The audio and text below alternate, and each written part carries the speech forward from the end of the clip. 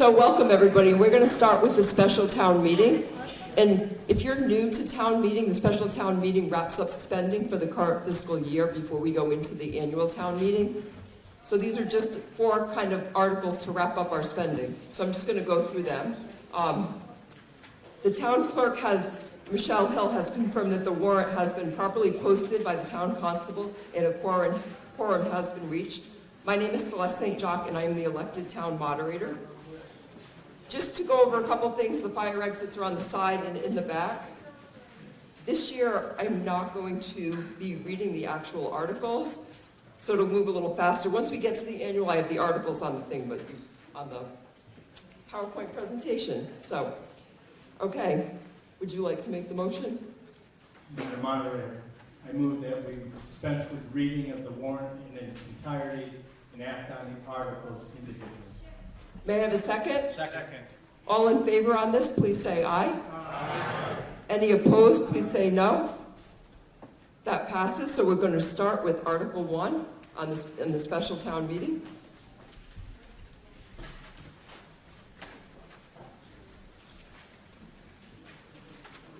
Article 1 requires a majority, and I'm going to ask for a motion and recommendation by the Finance Committee.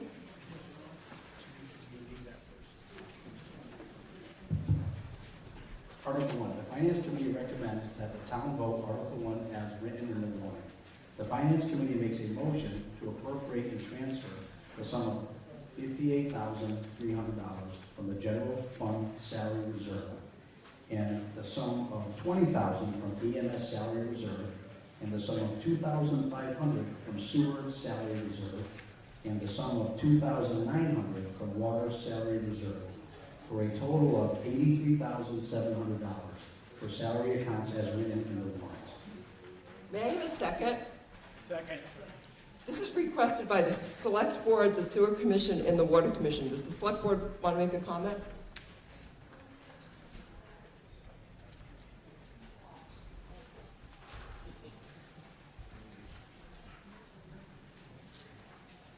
As the moderator said, this is just to tie up issues in this current fiscal year. These are obligations taken on by the town south. Is there any questions or comments by people? All in favor of Article 1, please say aye. Aye. Anyone opposed, please say no. The article passes unanimously. Article 2, can I have the motion and the recommendation by the Finance Committee? The Finance Committee recommends that the town vote Article 2 as written in the warrant. The Finance Committee makes a motion to appropriate and transfer the sum of $235,000 from free cash for the purpose of snow ice removal expenses as written in the warrant. May I have a second? Second. This also is a majority vote and is requested by the DPW, Town Accountant, and the Select Board. Would you like to comment? Basically, this motion is, we went over budget by $235,000.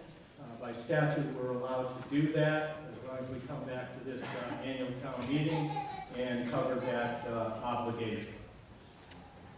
Are there any other comments and questions? All in favor of Article 3, please say aye. Oh, I'm sorry. Would you please come up to the microphone?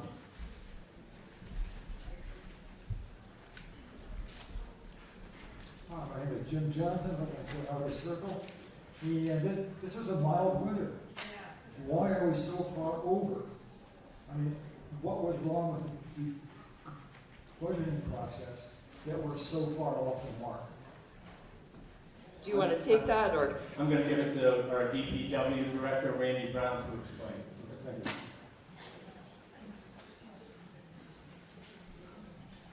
Randy Brown, 95 Fred Jackson Road, DPW Director. So yeah, you're right, we had a pretty mild winter. We had 5 plowable snow events. Most of this cost goes to salt, and despite those 5 snow events, we had 17 rain events where we had to treat the roads that evening. And the bulk of this cost goes towards the salt treatment. I have all the dates here. The cost for salt went up quite a bit from last year. Last year we were paying $87 a ton for salt. This year it's a $107 per ton, 23% increase. So the bulk of the cost goes for the use of the salt, or not just for the snow events, for the ice events as well. Are there any other comments or questions?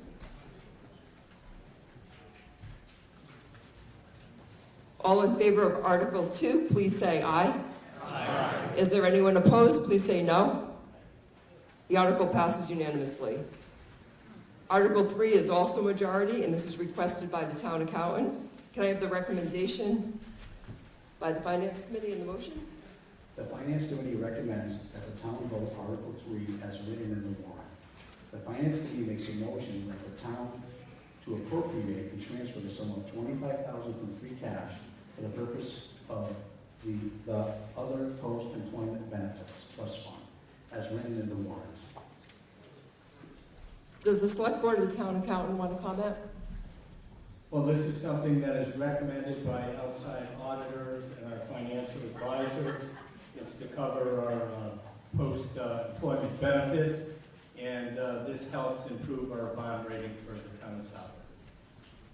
Are there any questions or comments? All in favor of Article 3, please say aye. Aye. Anyone opposed, please say no. The article passes unanimously. Article 4 is also a majority, and it's requested by the DPW and the Select Board. Can I have the recommendation in the motion by the Finance Committee? The Finance Committee recommends that the town vote Article 4 as written in the warrant. The Finance Committee makes a motion to appropriate and transfer the sum of $675,000 from free cash for the purpose of DPW, highway, road, machinery, one-ton pickup truck, and DPW paving projects as written in the warrant. Is there a comment by the DPW or the Select Board? I'll get a quick comment, and then Mr. Brown can comment further. Basically, what we're trying to achieve here, we're using free cash to order a new one-ton pickup truck. It's taking so long to get equipment now. We'd like to use the free cash so we can order it now instead of waiting to July 1st. And we'd also like to use $500,000 in free cash so that we can begin some paving projects now, again, rather than waiting until July 1st. Randy? Randy Brown, DPW Director. So the pickup truck will replace a 2012 Ford F450. Has 146,000 miles on it. What we do is we take that truck, that would go to our transfer station facility, and the truck that's at the transfer station will be the one that we surplus. And that is a 2008 Ford F350, 169,000 miles on it. These highway trucks go everywhere we go. They're our everyday use trucks. I know it's a lot of money, but that's what the cost of these trucks are these days. They're all done through a state procured contract. We just piggyback on those contracts. And as far as the paving items go, so when you drive around through power rooms, I don't know that we need to put more money into our road network. This will go a long way towards that. Every year we get a little bit of money from the town, we get a little bit of money from the state. We put it all together and we make the best we can do with it. There's another article on the annual town meeting for another $1 million for paving. I hope you support that one as well. Thank you. If anyone has any questions or comments, could you please walk up to the microphones? And if you're unable to walk, please wave your hands, and I have 2 girls that will happily bring you a microphone. Does anyone have any questions or comments on these articles? All in favor of Article 4, please say aye. Aye. All opposed, please say no. The article passes unanimously. That concludes all the articles on the special town meeting. Can I have a motion to close the special town meeting? No. And a second? All in favor, please say aye. Aye. Anyone opposed, please say no. That's closed unanimously. So we're going to move on, and I'm going to give you guys a lot of information and instruction. So by our current bylaw, we cannot open the town meeting until 7. The annual town meeting is on the bylaw to open at 7 o'clock on the 3rd Tuesday of May. So I'm going to kind of give you a little rundown on how the town meeting works, some rules and procedure, and we'll do some other things. So here we go. So town meeting is a very old tradition that probably dates back 300, 400 years. We've been doing it in Southwick for over 250 years. We follow our town bylaws, we follow Massachusetts general law, and we also follow town meeting time. There's some simple rules. If you wish to speak, I'm going to ask that you approach the microphone or raise your hand. I have Michelle St. Jacques and Sarah Shaw who will bring you a microphone.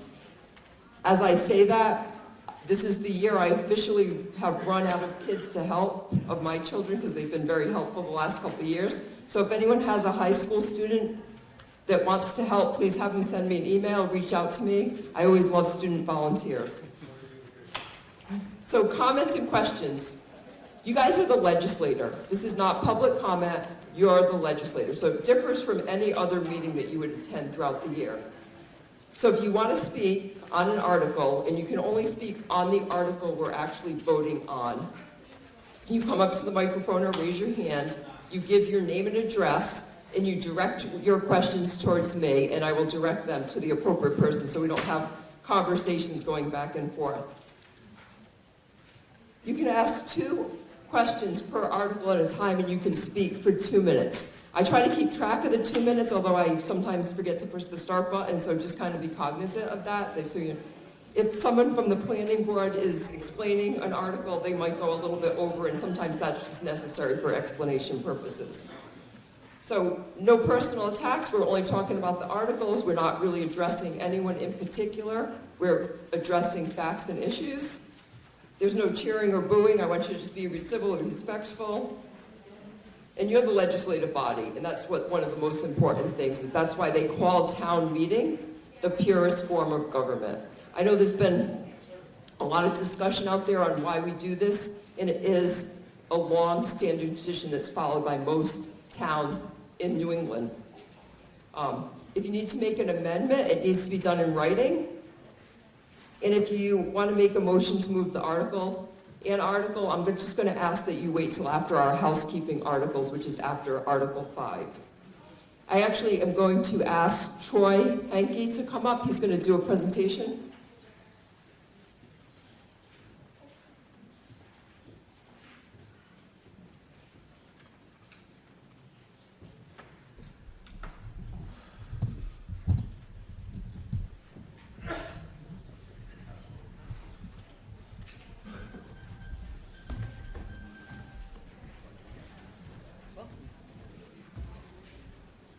Good evening, everybody.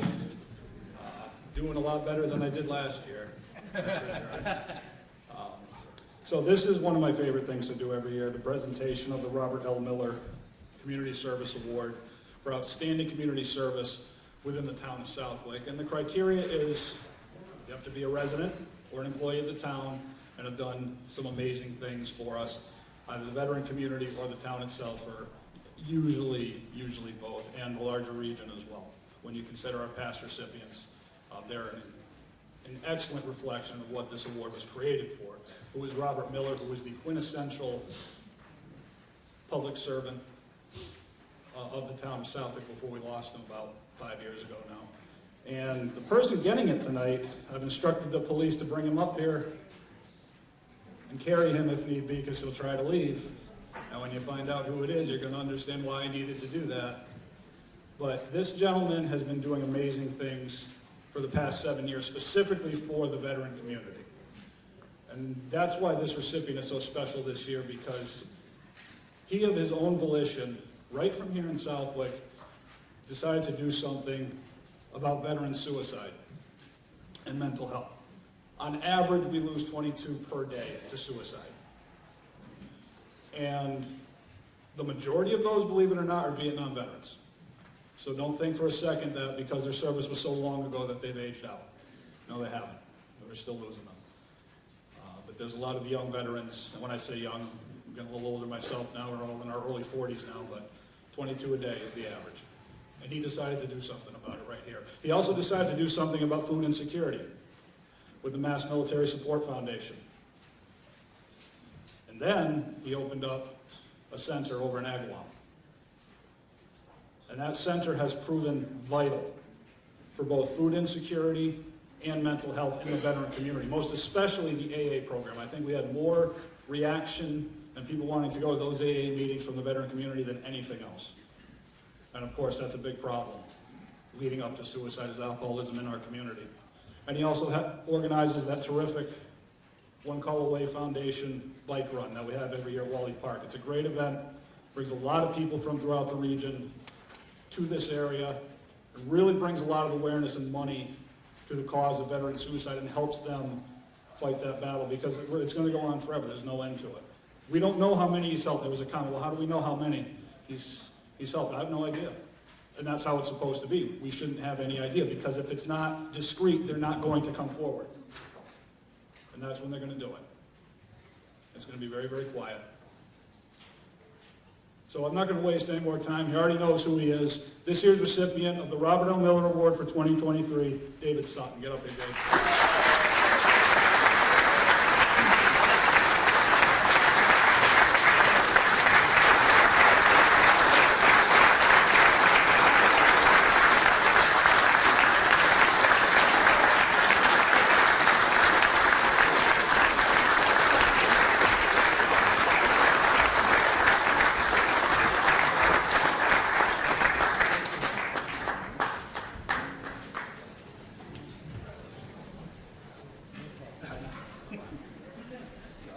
All right, smile for the newspaper.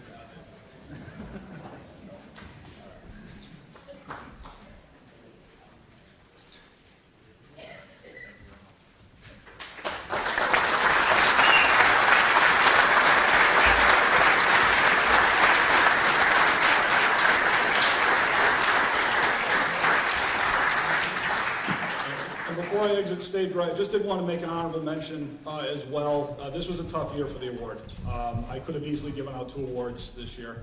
I want to specifically thank, on behalf of the VFW and the veteran community of Southwick, Tynick Landscaping for the fantastic job that they did down at the War Monument. This is the first time in my lifetime.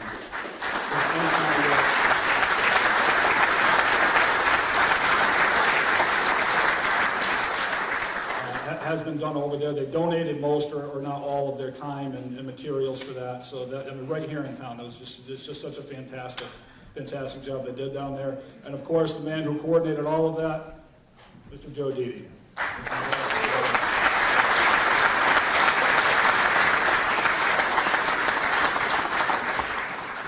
be with you shortly.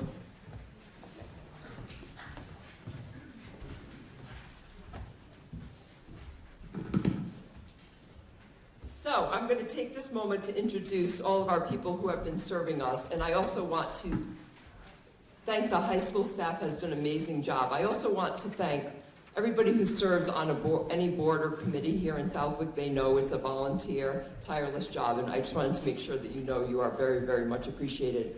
But we have the Finance Committee here.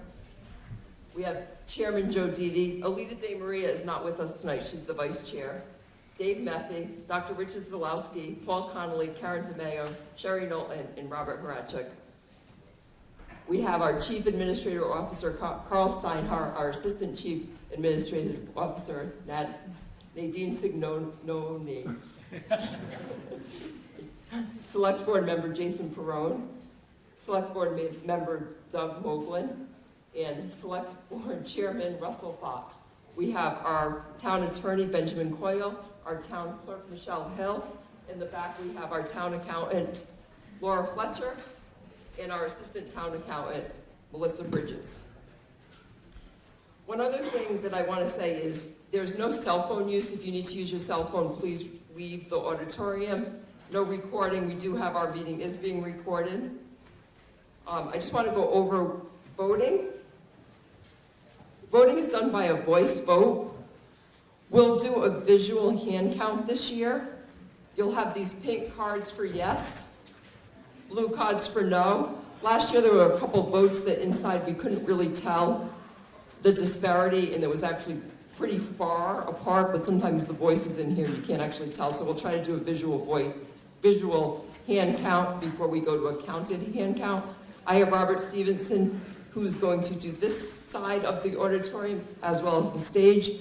I have Patrick Jubb, who's going to be counting the center, and I have David Pierce, who's going to be doing this side of the stage. Thank you guys for coming out and volunteering. I definitely appreciate it.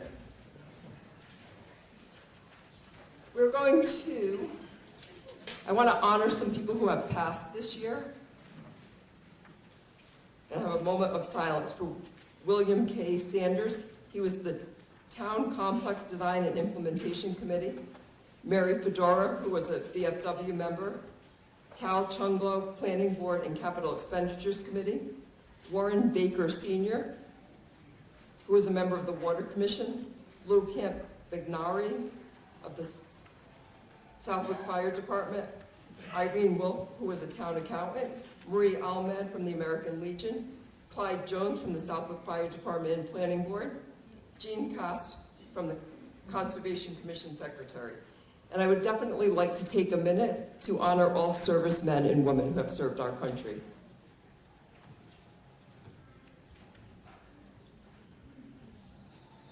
The last thing I'm going to ask Troy to lead us in the pledge, but before I do, when I was talking to Mr. Dede about who we should have say the pledge this year, and I was telling him at the same time how Troy was going to be presenting an award, he said, Troy's knowledge was instrumental in guiding the town in the expansion of the War Memorial, insisting with the military side of things. There's no way he would have been able to get everybody's names without him. So he was really instrumental in making this whole thing happen. So you thanked everybody, but thank you, Troy.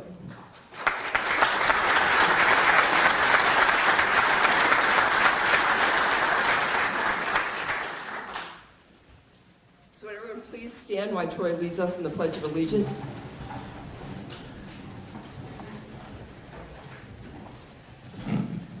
Facing the flag of our country, I pledge allegiance to the flag of the United States of America and to the republic for which it stands, one nation, under God, indivisible, with liberty and justice for all.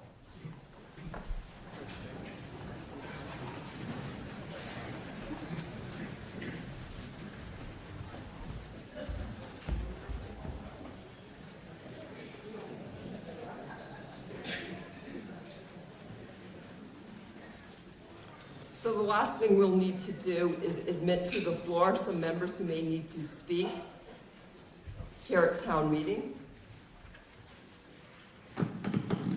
So I'm going to ask for a motion, and I'm going to read their names. Their names are Nadine Signoni, Michelle Hill, Benjamin Coyle, Chief Robert Landis, Chief Richard Snopowitz, Cindy Sullivan, Kyle Scott, Tom Hebert, Lynn Blair, John Goddard, Jen Willard, Joseph Trinnell, Brian Sullivan, and Eric Wykander. So can I have a motion to admit these people to the town floor for speaking purposes? So moved. And may I have a second? Second. All in favor, please say aye. Aye. Anyone opposed? That passes unanimously.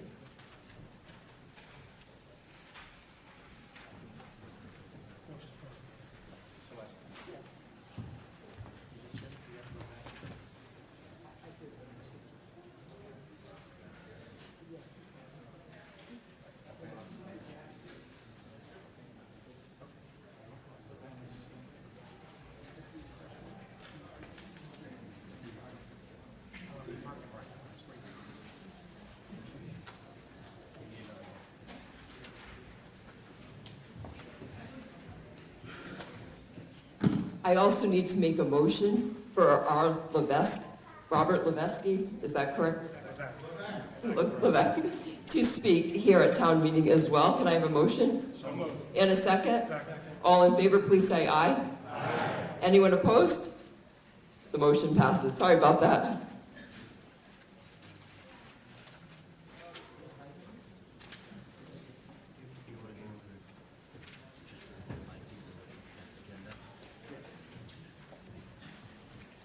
So I'm going to take 5 minutes, since we can't officially open the warrant till 7. There's a consent agenda, so the first article we won't be voting on because that's the election that happened last week. Articles 2, 3, 4, and 5.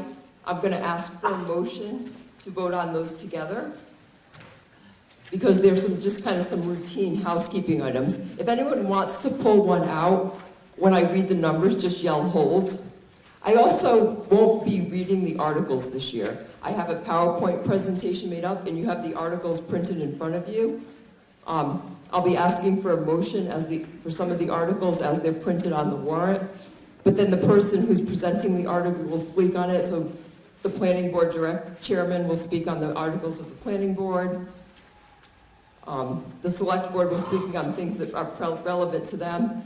Our citizens petition will speak on those, so that hopefully will move things along a little bit faster. The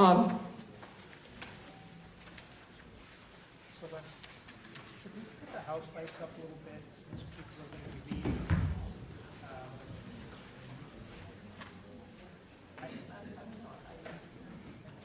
How do you guys feel about the lighting? Do you want the house lights up a little bit? Can you guys see?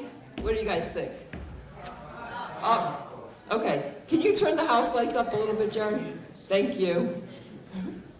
I'll give a little shout out to Jared because he's actually kind of pulls this whole thing off.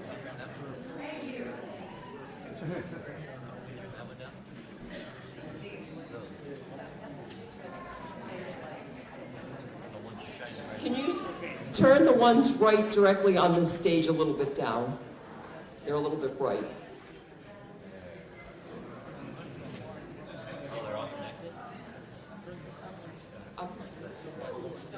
That seems to be fine, thank you.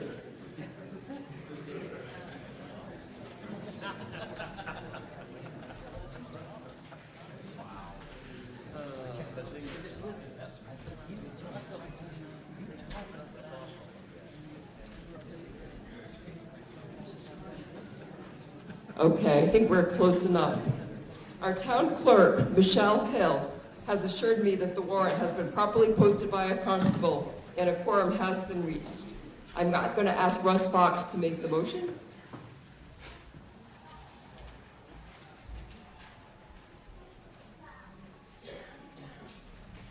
Madam Moderator, I'd like to dispense with reading of the warrant in entirety and act on the articles individually. Can I have a second? Second. All in favor of opening the warrant, please say aye. Aye. Anyone opposed, please say no. This annual town meeting is now open. Like I had said, Article 1, there's no vote required. That's the election that had happened last week. And we'll move on to Article 2, 3, 4, and 5. And I would like to have a motion to combine these articles in a consent agenda. Can I have a motion? So moved. And a second? Second. All in favor, please say aye. Aye. Anyone opposed, please say no.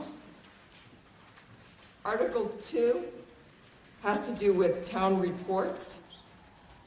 Article 3, appointment of minor officers. Article 4, buying or trading obsolete equipment.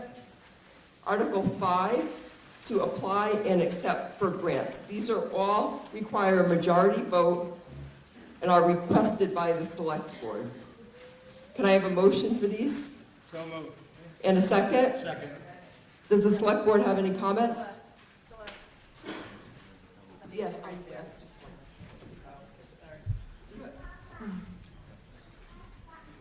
As our moderator said, these are general housekeeping articles. It just gives the select board the powers to appoint minor officers, to seek grants, and these are something that we have on the annual town meeting every year. Okay, now we'll open it up to questions and comments. Yes, sir. Jim Johnson again. What does minor officer mean? Someone under 18 or what? Hold on one second. Okay, try again. What does minor officer mean? Is it someone under 18 or what is a minor officer? What is a minor officer is the question. No, sir. It would be a lot of the employees of the town, the chief administrative officer, the assistant CAO, and employees of the town that are appointed into their role through the select board as in their role as the personnel. Okay, thank you. Are there any other comments or questions on Articles 2, 3, 4, or 5? All in favor of Articles 2, 3, 4, and 5, please say aye. Aye. Is there anyone opposed? They pass unanimously. Article 6 is requested by the Select Board. It needs a majority vote, and it deals with amendments and additions of revolving account. Can I have a motion as the article appears in the warrant? So moved. And a second? Second.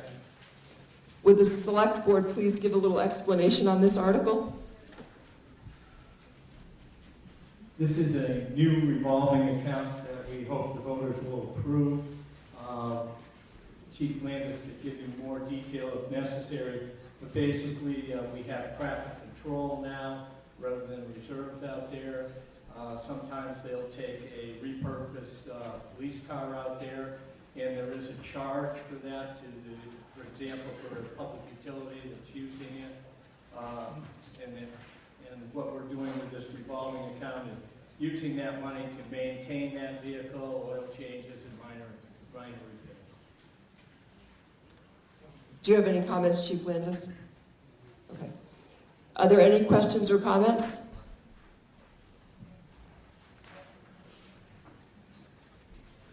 All in favor of Article 6, please say aye. Aye. Anyone opposed, please say no.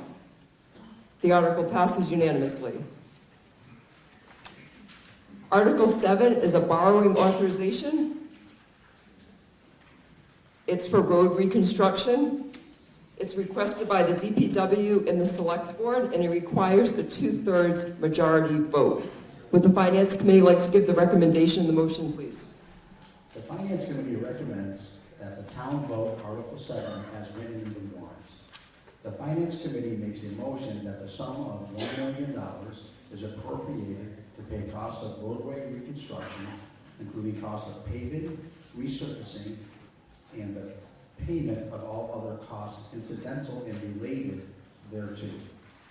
And that to meet this appropriation, the treasurer, with the approval of the Select Board, is authorized to borrow said amount under and pursuant to General Laws, Chapter 44, Section 7, Subsection 1, or pursuant to any other enabling authority, and to issue bonds or notes of the town therefore.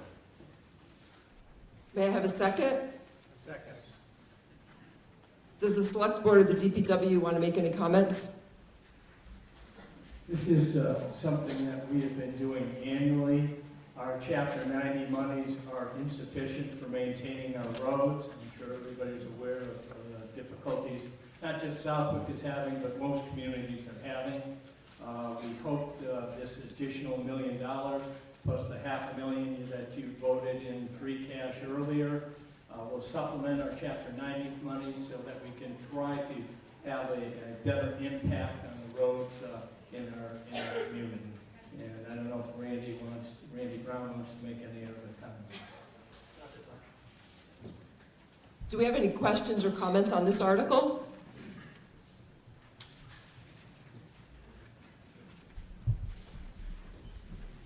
Marcus?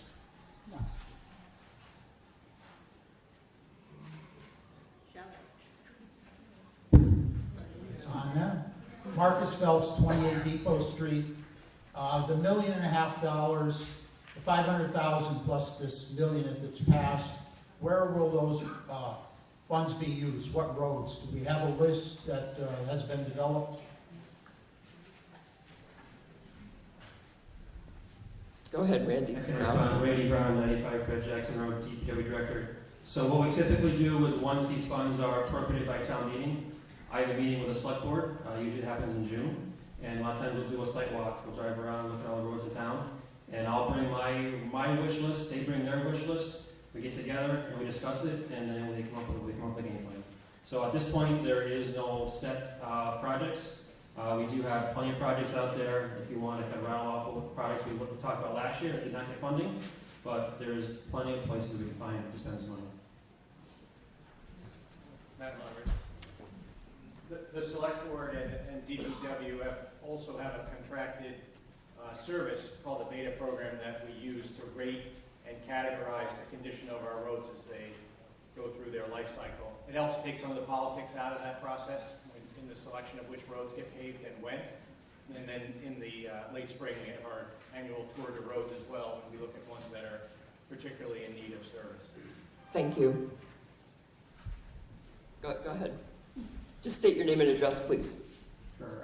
James Jaron, 28 Berkshire Ave. Being that the sum of money is, like you said, $1.5 million, when these construction jobs are done by the law, you have to over $25,000 put it to public bid and whatnot. I'd like to hear from the DPW how we assign the competition to get the best price for the town, and if we do that, or do we just kind of break it down to smaller amounts so we don't have to put it out to bid? I would like to hear the answer how we become competitive. Thank you. Mr. Brown, could you please take that?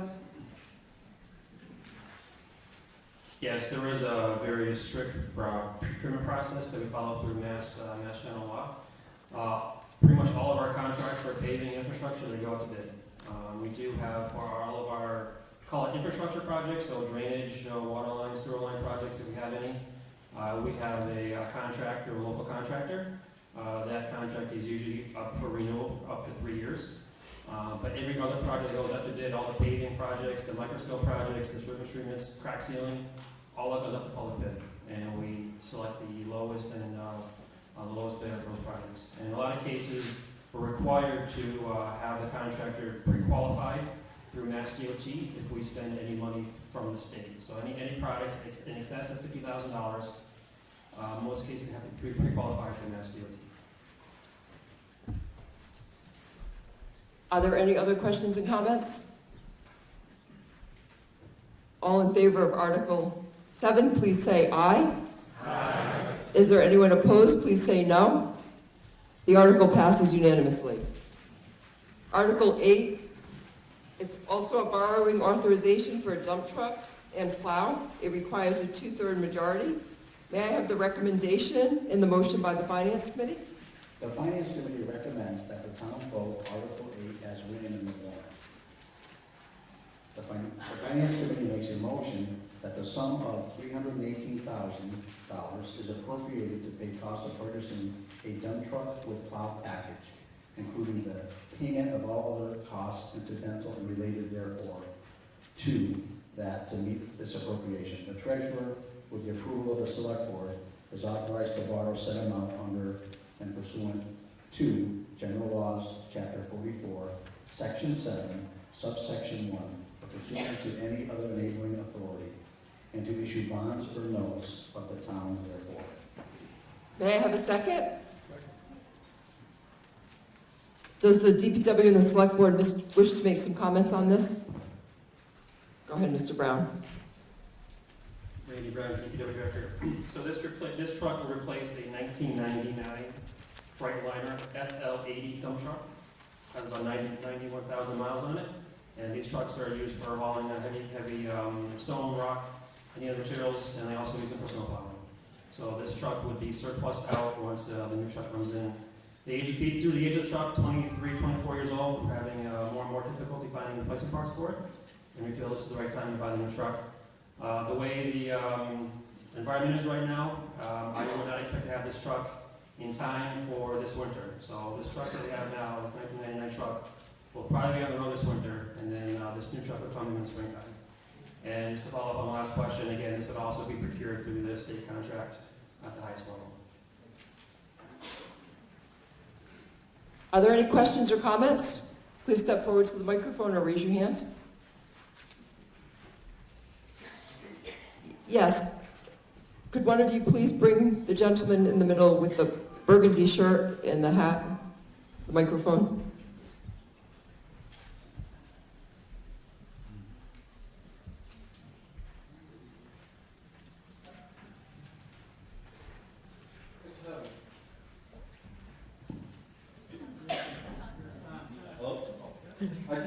Oh, can you just direct your question to me and give me your name and address first, please? Sorry, Chris Moss, 117 Berkshire. I have a question related to the wording of the, what do you refer to these as, articles? Yeah, I have a question related to the article. To determine, it says, the city town will appropriate a sum of money to pay costs of purchasing. And then it says, to determine whether this amount shall be raised by taxation, transfer from available fund, borrowing, or otherwise. Are we voting whether we want to be taxed for this, we're going to borrow for this, or we're transferring money for this? I didn't see it, it's related to the previous article. It seems that we didn't vote on how that money is either raised or stuff. Could you answer that? Okay, let me direct your question to the Finance Committee or the Town Accountant.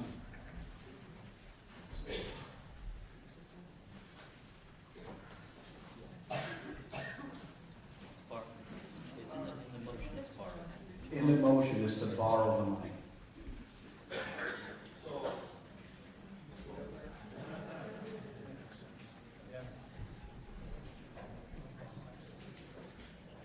Okay, I'm just curious, because I know there's a big question later on about borrowing $3 million, and I know it's way later in the program, but I did see that number, so there was like 100,000 sold for the previous article, and whatever this amount is going to be. This is borrowing from the state. So my understanding is, this money for the truck, I believe we can do 5 or 6 years for that. So that's why they're separate articles. It's not one big package of a bigger dollar. So where do we borrow from? A banking institute, correct, Carl? Yeah, it goes up to bid by our financial advisor. It goes out to bid with our financial advisor for the best rate. It's a borrowing company. It's a borrowing authorization. I'm just curious, with all the money that's raised for, purposes of funding different things for the town, why is it necessary that we have to go outside of revenues raised through taxation to make purchases for one of our departments? That's my question.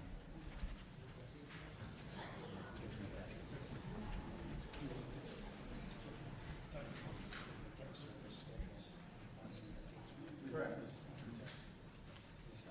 Good question, sir. So part of it is, it's going to be in a later article in the Green Book, is the budget, and that explains the total expenditures of the town. Part of that list of expenditures that are in the budget is service on debt. Sometimes we choose to incur debt rather than pay cash in order to spread an expense over an extended period of time, especially a large purchase like this, or as you mentioned, the $1 million for road work that we just voted on tonight. Road network is a long-lived asset. To spend that money, rather than take it in cash and raise an additional $1 million in taxes every year, we can apportion that over multiple years. And generally, the town's policy via budgeting has been to replace debt with debt. As debt rolls off, we replace that debt with new debt. So essentially, kind of like leasing. If you look at it that way, where once you satisfy a debt, you take on new debt, and the payment stays about the same. So it seems to me what you're saying, that the residents of the town here that pay taxes won't have to incur additional taxes because of this purchase or anything for the previous article 1 million? Essentially correct. The budget document tells you what the expenses of the town, and this budget that's on a later article includes that debt service for this article in the budget model. If the town adopts the budget tonight, then that will be used to set the tax rate for the coming year. We need to raise appropriate tax revenue plus other revenue sources to balance our budget every year. Okay, I'm no expert in finance, but I know there's a big debate going on in Washington, D.C. now about raising the debt ceiling. Okay. This it seems to me that you said we finance debt with additional debt, and then in your last sentence you said something about we may have to raise the tax rate. So, sir. Is it you will to raise the tax rate or won't? So we're actually, I understand your concern, but we're here to vote on the article and not about what our tax rate in the future is going to be. So we need to address the article. I think that information that you actually need about this could probably be provided maybe through the town accountant at a different time, but right now we need to vote on the articles. Right, and voting on the article entails having knowledge of what it might eventually revolve on back to us. So, this is directly dealing with the article, if you don't mind my saying so. It is, but I'm going to ask you to take your seat so we can give anyone else a chance to. Just to close this out, the gentleman has a good point. And sir, I'll be glad to sit down with you at a later time and kind of go through some of the finer details if you'd like. But we are well under our debt limit and borrowing capability as a town, and we're within our levy limit, and we're very cognizant in our overall expenditures because that drives the tax rate, right? There's three variables that drive the tax rate. Okay, I'm just trying to make sure I'm not voting myself a tax increase, that's all. Thanks. When you get to the budget, that's when you do that, sir. That's next. Is there any other questions or comments? On Article 8? All in favor of Article 8, please say aye. Aye. Is there anyone opposed? Please say no. The article passes unanimously. Now we're going to move on to the budget. The annual budget. I'm going to ask for the motion and the recommendation of the Finance Committee. The Finance Committee recommends that the town vote Article 9 as written in the warrant.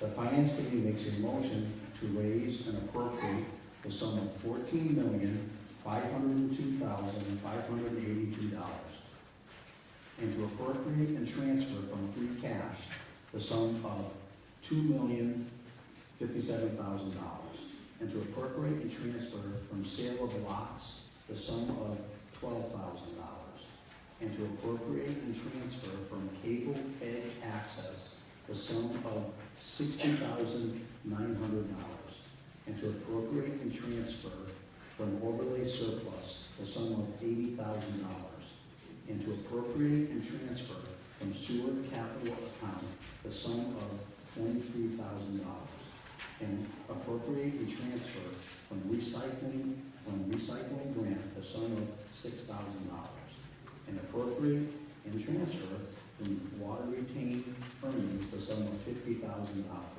and to appropriate and transfer from sewer retained earnings the sum of $200,000 for the grand total of $16,991,482, which represents the general fund budget in the amount of $12,792,744 and the water fund budget of $1,574,333 and the sewer budget of $1,327,043 and the emergency medical service budget of $1,297,362.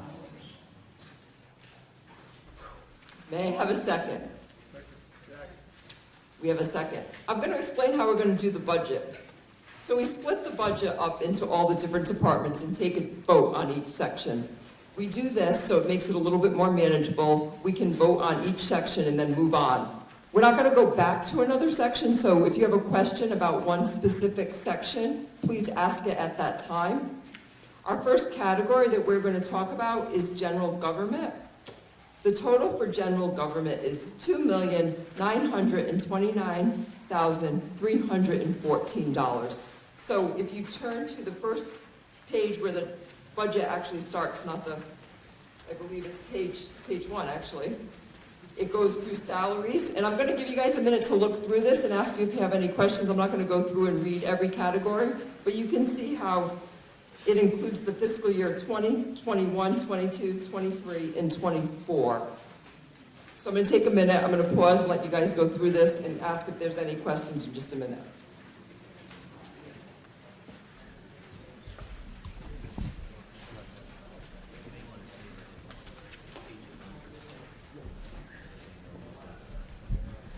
Just to clarify, I know this is a little confusing, that the budget for general government ends on page 6.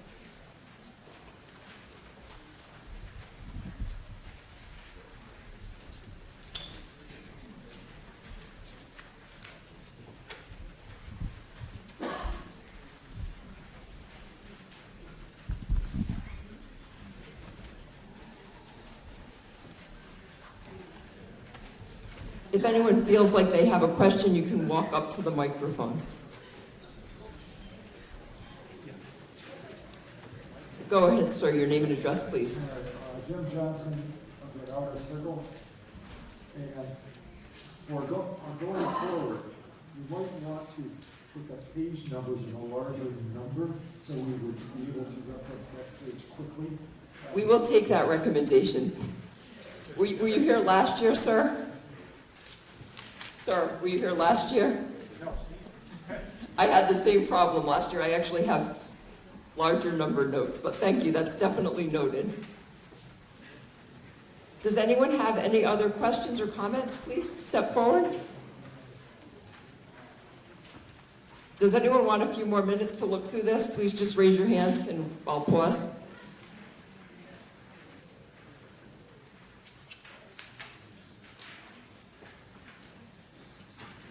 So all in favor for $2,929,314 for general government, please say aye.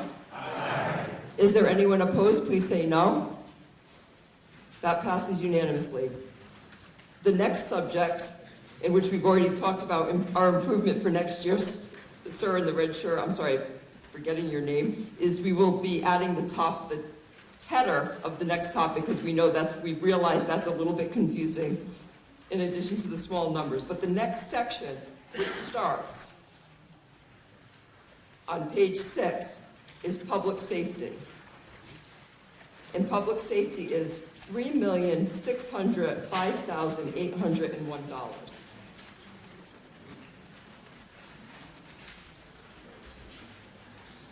And public safety starts on page 7.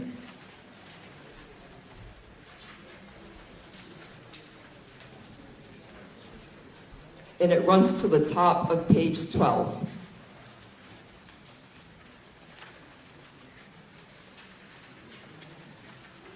You can see this has a lot to do with police salaries and operations. The dispatcher salaries and operations, the constables,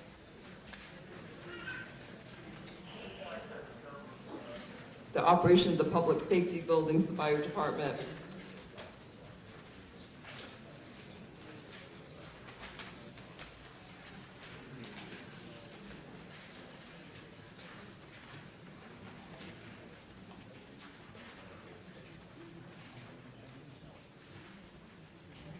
Does anyone want to come up and ask any questions or comments on public safety? Please come forward or raise your hand. Michelle St. Jacques, there's a gentleman right behind. I'm going to start with the gentleman behind you. Oh, you can do that either way is fine. We'll get to you both. Yeah, Gene QB 49 Fusion Hill Truck. My question is I'm not seeing any percent increases over this year's budget on any of these sex articles. Can we get that information? I'm sorry, are you asking what the percentage increase is? Increase. I know it didn't go down. I'd like to know what the percent increase is.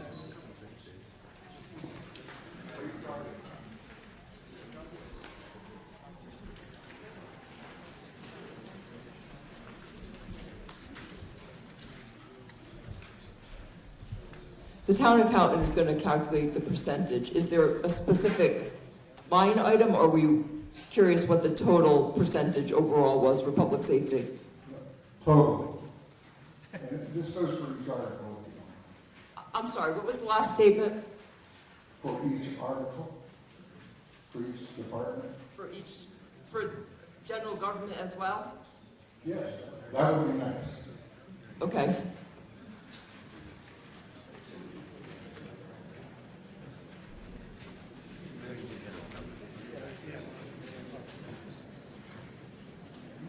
Sir, we're not going back to general government, but we will give you the percentage for public safety. Once we vote, we're not going to be going back on a section, okay?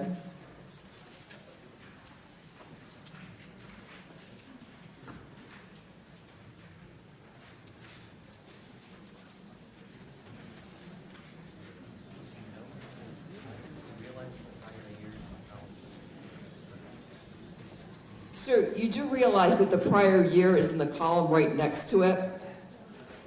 He does realize, sir? You do realize that the prior year is in the column right next to it? I did not know that, but nonetheless, we are going through each line item, which is the overall percent increase. 2.79% increase. The gentleman in the blue hat with the burgundy shirt. Yeah. Well, Chris Moss, 1 second, Chairman.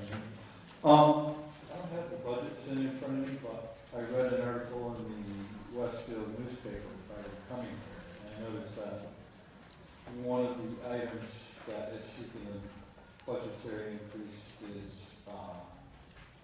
EMT personnel for the town. I noticed that there was an increase of money. and it said that That is not in this it's category. not a public safety?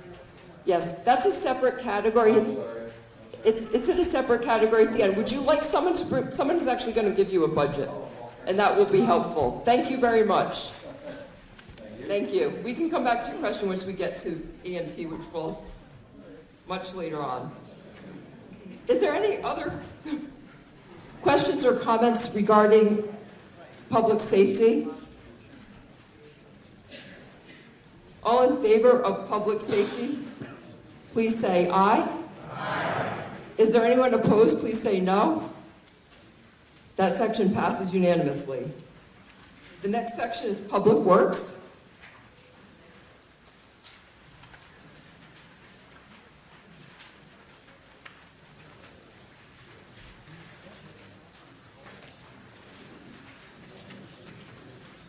Just going to get and tell you so I can tell you exactly what page Public Works starts on. Public Works starts on page 12, and the total for Public Works is $2,029,640. And Public Works goes until the bottom of page 14. I'll give you guys a minute to look over that, and then I will open it up to questions and comments.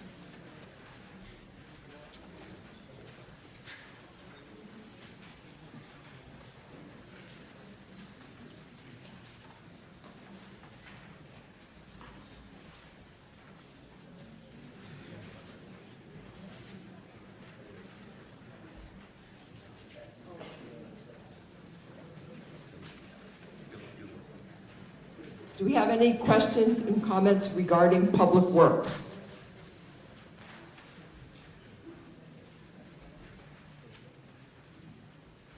All in favor of Public Works, please say aye. Aye. Is there anyone opposed? Please say no. That section passes unanimously.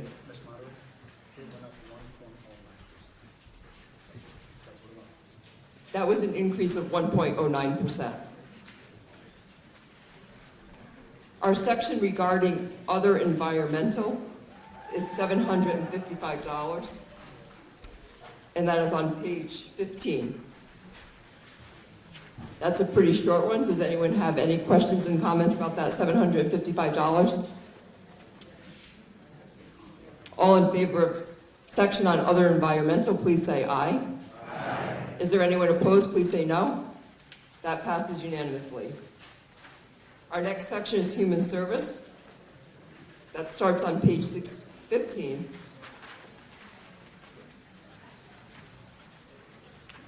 And that runs just to page 16. The total is $382,611.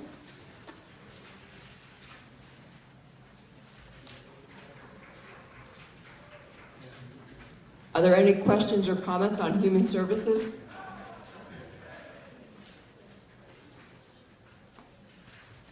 All in favor of Human Services, please say aye. Aye. Is anyone opposed? Please say no.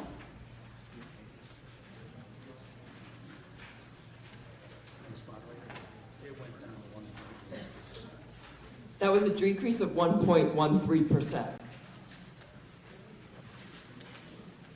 Our next section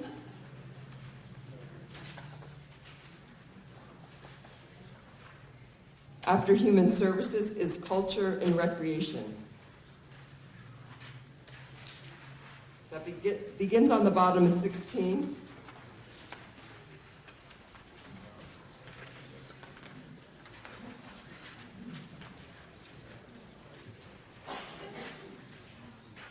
And we end at the middle of page 18. That's $752,715.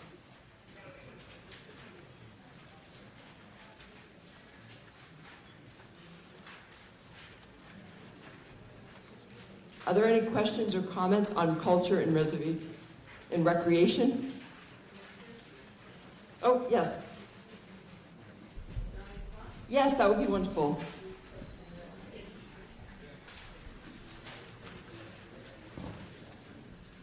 This one was an increase of 3.5%.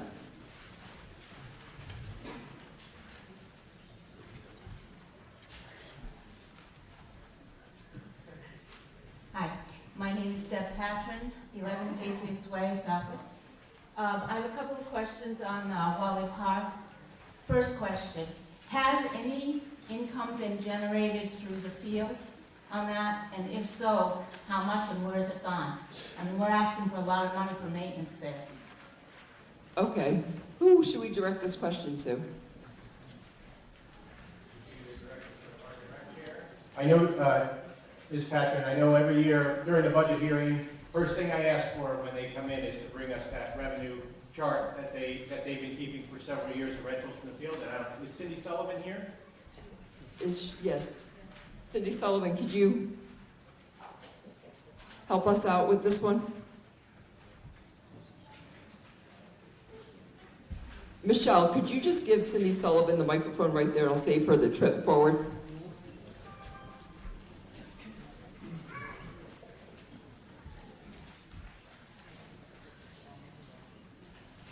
Hi, I'm the Director of Park and Rec, Cindy Sullivan. I don't have the exact figure for what we bring in for the fields, but what I can say is the money that comes in for the fields that we rent goes towards the fertilizer and paying the, it's mostly for the fertilizer that is used for up there and a lot of the maintenance. That's in a revolving account. So the line items are separate from where the revenue comes into. I don't have the exact figure tonight for that. Go ahead. Can I ask another question? Yes, you may. Okay. Old Town Beach. Now, I worked at that Old Town Beach over 40 years ago, and I know it's been gone for a long, long time. So, what are they fixing, or why are they still using that and almost paying more money than they're paying for the new Town Beach? Is that a question you could take, Cindy, or should I redirect that? The new Town Beach is just some maintenance that has to be done because it's still a town property and it is run by Park and Rec, but maintenance does take care of that. And it doesn't cost more than the new Town Beach. I think you said that wrong. Do you mean the Old Town Beach you're paying maintenance on? The Old Town Beach gets some maintenance every year because it is still considered a town property. And maybe David Sutton could answer that question better. He does maintain that under buildings and grounds. They're moving that into, I believe, just a maintenance line item. Park and Rec is managed by two different entities of Park and Rec. Okay, thank you.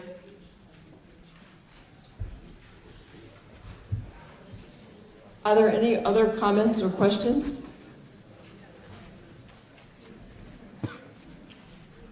All in favor of the culture and recreation section, please say aye. Aye. Is there anyone opposed? That passes unanimously. Our next section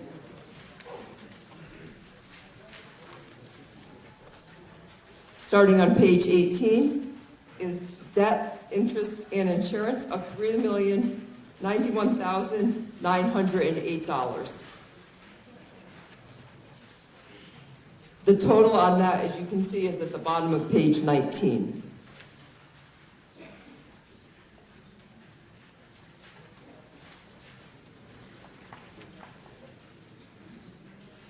Are there any questions or comments on that section of debt, interest, and insurance?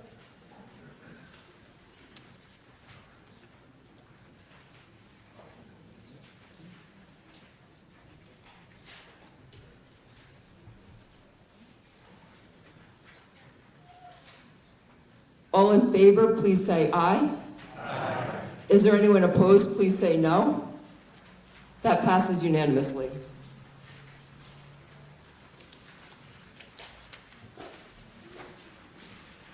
That concludes the general government. The total for general government, $12,792,744. We went through each one. I asked questions for comments on each one, so now we can just go ahead and have one final vote on the general government. All in favor of general government, please say aye. Aye. Is there anyone opposed? That passes unanimously. We have two separate budgets. The grand total for the sewer division, $1,327,043. And that's the separate budget that begins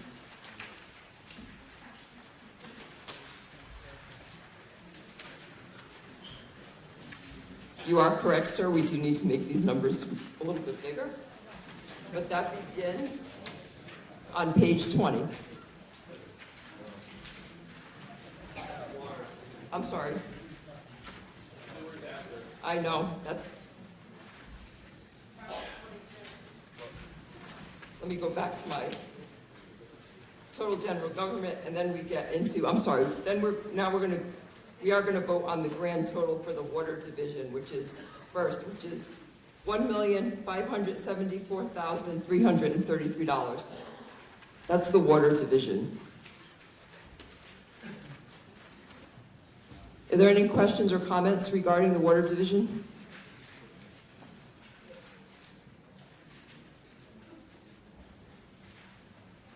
All in favor for the budget for the water division, please say aye. Aye. Is there anyone opposed? That passes unanimously. Now we go into the grand total of the sewer division, which is on page 22. And that's the $1,327,043.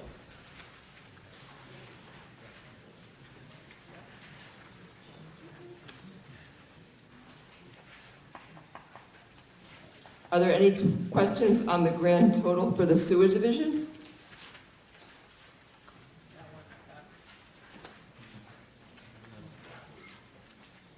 Yes, sir. Just asking this money that we're allocating today by voting for it, for the sewer, these items are paid for with the property taxes that we pay? Sewer tax.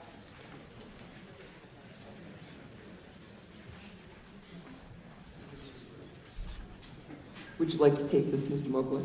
No, but I will. The water budget is, just to step back for 1 second, the water is an enterprise fund that is funded and paid for completely by water users. When they go out and bond their debt and interest and et cetera, it's paid for by the water users. That's all I need to know. On the sewer users, however, we do carry a significant portion of the sewer department expense on the tax rate, meaning from property taxpayers that may not be serviced by the sewers. Thank you. You're welcome, sir. And thank you, Mr. Cummings. Do we have any other comments on the sewer division grand total? All in favor, please say aye. Aye. Is there anyone opposed? That passes unanimously. We have a grand total for the EMS budget of $1,297,362 for the total EMS budget.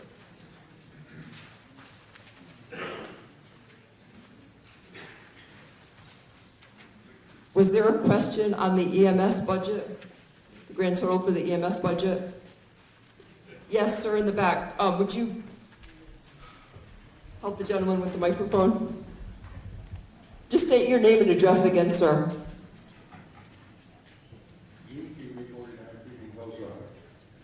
There's about a $200,000 overall increase in the budget. That's pretty significant.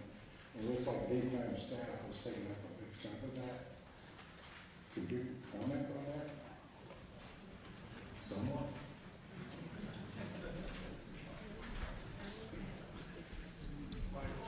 Is the fire chief available to take that comment on the increase in the EMS budget?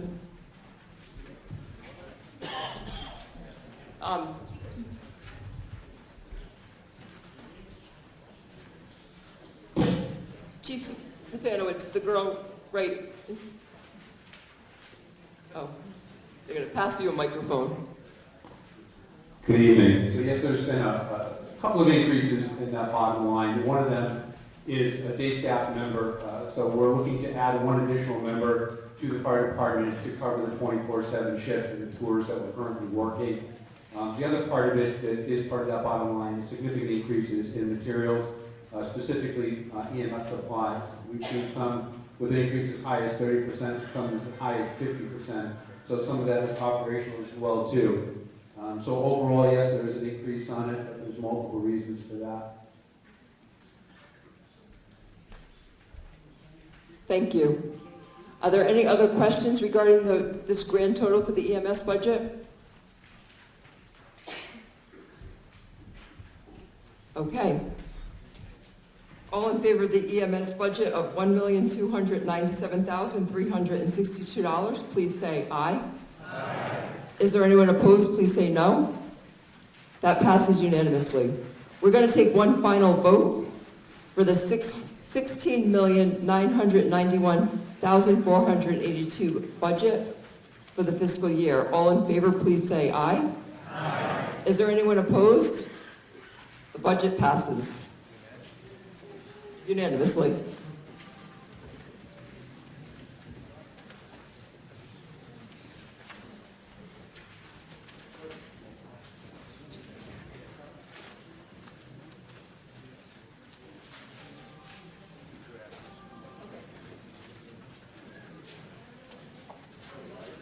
Thank you. That's always probably the toughest line item for me to get in. I need to, do you have something, sir? We just voted on the budget? Yes, but the formatting of it is difficult to follow, and section headings would be helpful.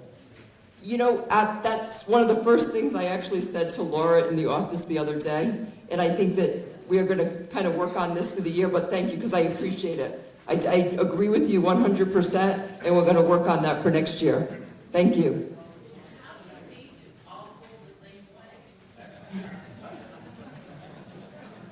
That's noted. And thank you, because we do appreciate feedback. So we're going to move on to Article 10. Article 10 is the Department Revolving Fund Annual Spending Limit Authorization. This requires a majority. This is requested by the select, hold on, is this the select board? This is requested by the select board. May I have the recommendation and the motion by the Finance Committee? The Finance Committee recommends that the town vote Article 10 as written in the warrant. The Finance Committee makes a motion to authorize Article 10 in the amount of $380,000 for the purpose of inspectors revolving, hazmat revolving, boat ramp revolving, police chief lake revolving, local lake permitting revolving, custodial service fund revolving, COA revolving fund, COA classes revolving fund, sidewalk revolving, COA house number program revolving fund, local wetland application revolving fund, and police cruiser fee fund revolving fund. May I have a second? Second. Comments by the select board, please. This is basically a housekeeping thing, something that we've been doing since 2016, part of the Municipal Modernization Act. Gives these different revolving accounts, monies that they collect. They're able to utilize those during the current fiscal period. It keeps it off the tax rate. Thank you. Are there any questions or comments regarding this article?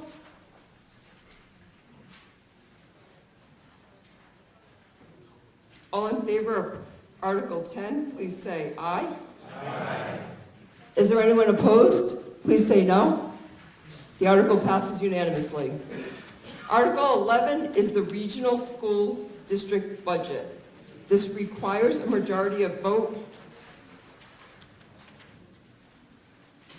The annual school budget is $12,940,000 $462, and that's from the fiscal year July 1st, 2023, and ending on June 30th, 2024. This is requested by the Southwick Tolland Granville Regional School District.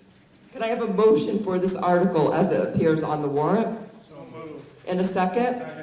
Can I have the recommendation of the Finance Committee? The Finance Committee recommends that the town vote to raise and appropriate the sum of $12,940,426 for the Southwick Tolland Granville Regional School District assessment for the fiscal year 2024. May I have a, oh, here, did the motion in a second. Do we have a representative from the school superintendent's office to speak on this, please? Mr. Trammell or Ms. Wheeler?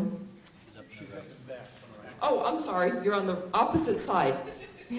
I was looking over there.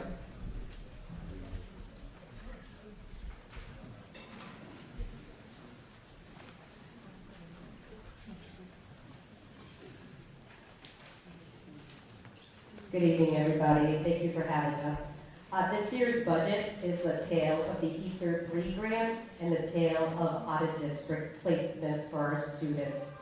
Before we get into the budget, I just want to go over some highlights to the budget and implications of what is going on and some trends and patterns in our district that's affecting the school budget. The first one I want to talk about is out-of-district vocational tuitions.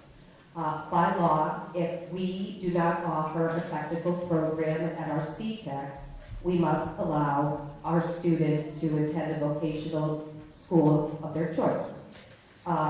In 2022, we had 25 students out of district. Last year, we had 36 students out of district. This year, we had 50 students out of district, to an increase of our budget of about $400,000 to send our students to the vocational school of their choosing. The other out-of-district placements that we have is the special education out-of-district placements. Again, we have students coming to us with more and more needs, and some of the students who come to us, we can't meet their needs in our district. We just don't have the programming, so we must send them to an out-of-district placement. Again, that increase went up $360,000 in out-of-district special education placements. With that being said, we have used the ESER 3 grant to create 3 in-district special education programs.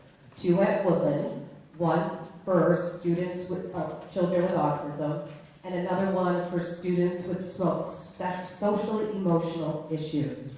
We also created a program at Powdermill this year for students with social emotional issues. By building those 3 programs, we were able to save $600,000 and not send students to out-of-district programs. And as great as that sounds, next year those 3 positions are going to be going into the operating budget. Currently, they're being paid out of ESER 3.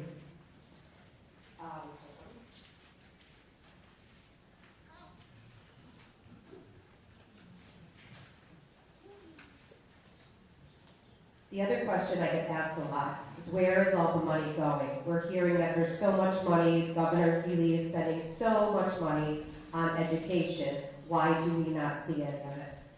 If you've been to any of the budget meetings, any of the budget hearings, we are what they call a hold harmless district, which means we are actually getting about $4 million more in state aid than we should be getting.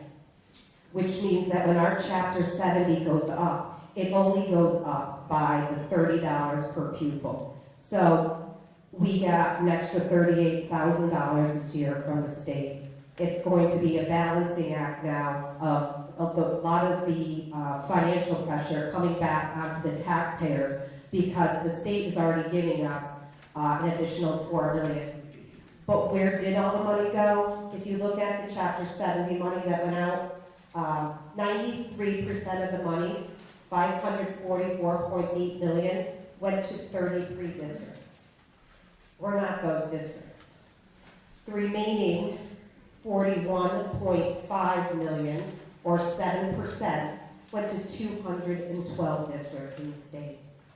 So one of the things that when I talk to people, I really talk about pushing regional transportation because we get reimbursed being a regional school district on whatever we spend for students who are a mile and a half away.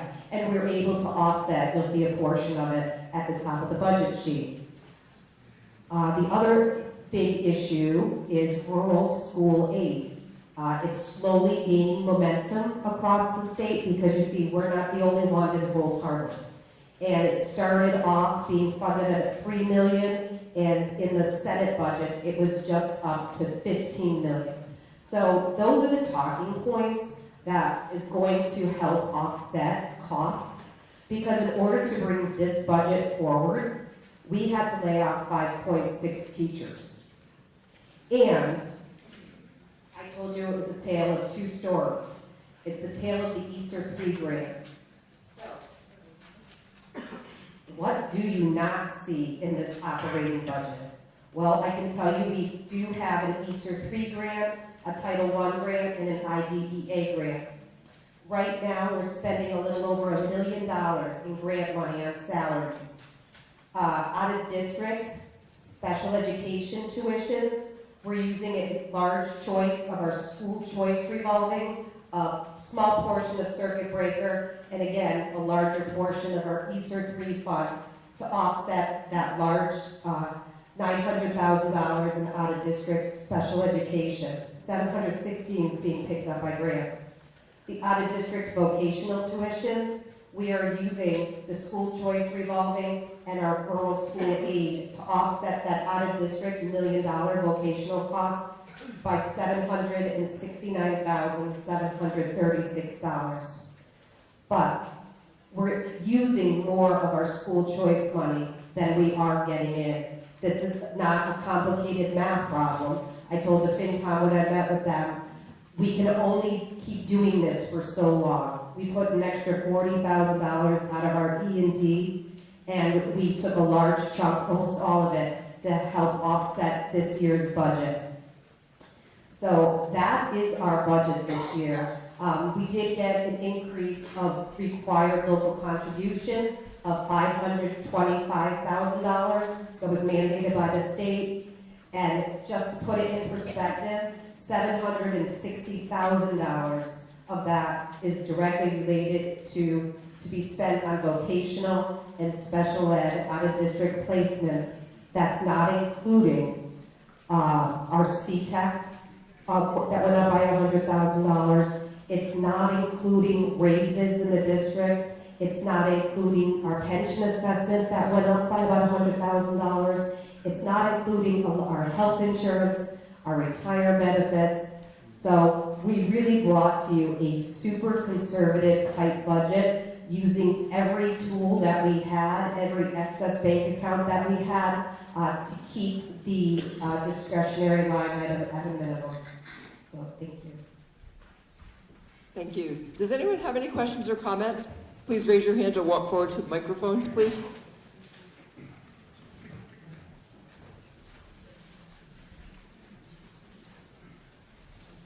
We'll start over here. Bill Liz, 80 Claus Anderson. Two questions. Sure. John, first one. Did Southwick Regional benefit from any COVID funds? Go ahead. You're supposed to direct your questions to me, Mr. List. I'm sorry. You're going to go redirect it, aren't you? Yes, I am. I think you're referring to the Easter funds that I'm referring to. That's the total Yes. fund? Okay. Yeah. Okay. Next question. We did the bus contract transfer about 2 years ago. Yes. What has that benefited the school system?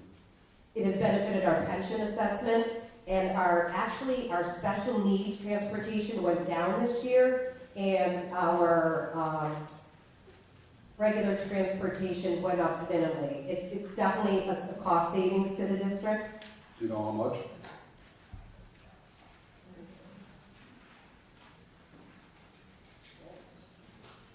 So transportation for vocational school choice and charter was 1.299. It went up to 1.514. So an increase of 214,000. What was our operating budget when we had the buses? I couldn't tell you that off the top of my head.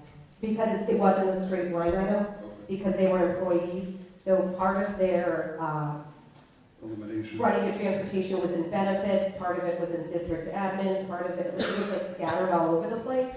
And we used to ask for capital for the tune of $200,000 every year for buses.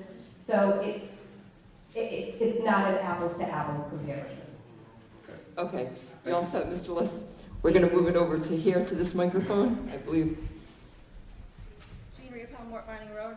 So the operating budget for the three towns is going to be the $27,502,895. $27,502,895. Okay, so that's for our three towns. So I guess my questions are, the new special ed that we have coming in, we have a delightful and very educated special education department, sorry. And why we added 3 new programs, which we more or less already had in the district, we've just given them renamed.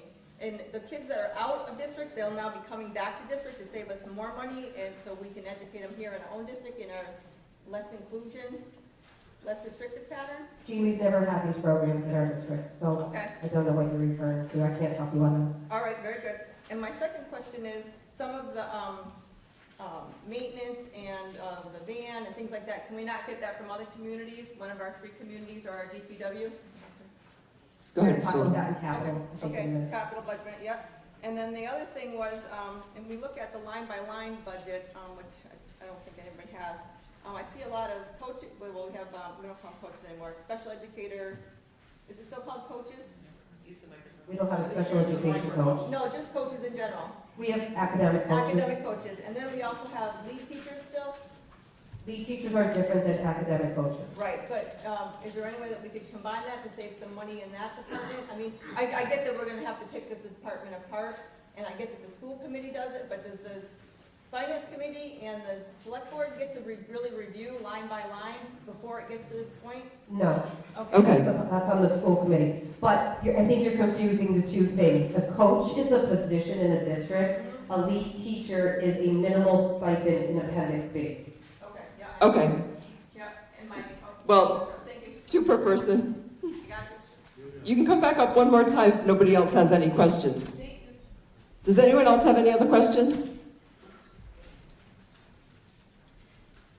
Okay. All in favor of Article 11, the Regional School District Budget, please say aye. Aye. All opposed, please say no. No. The article passes. We're going to move on to Article 12. This is the Regional School District Debt Authorization. I'd like a motion for Article 12 as it reads on the warrant. I have a motion?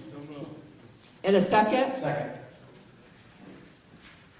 So this is for network improvements and a maintenance van. Would you like to just speak on this, Ms. Miller?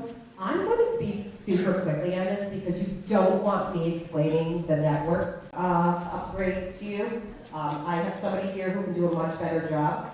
But I just wanted to, just because sometimes people are curious about capital and how much has the school district been borrowing.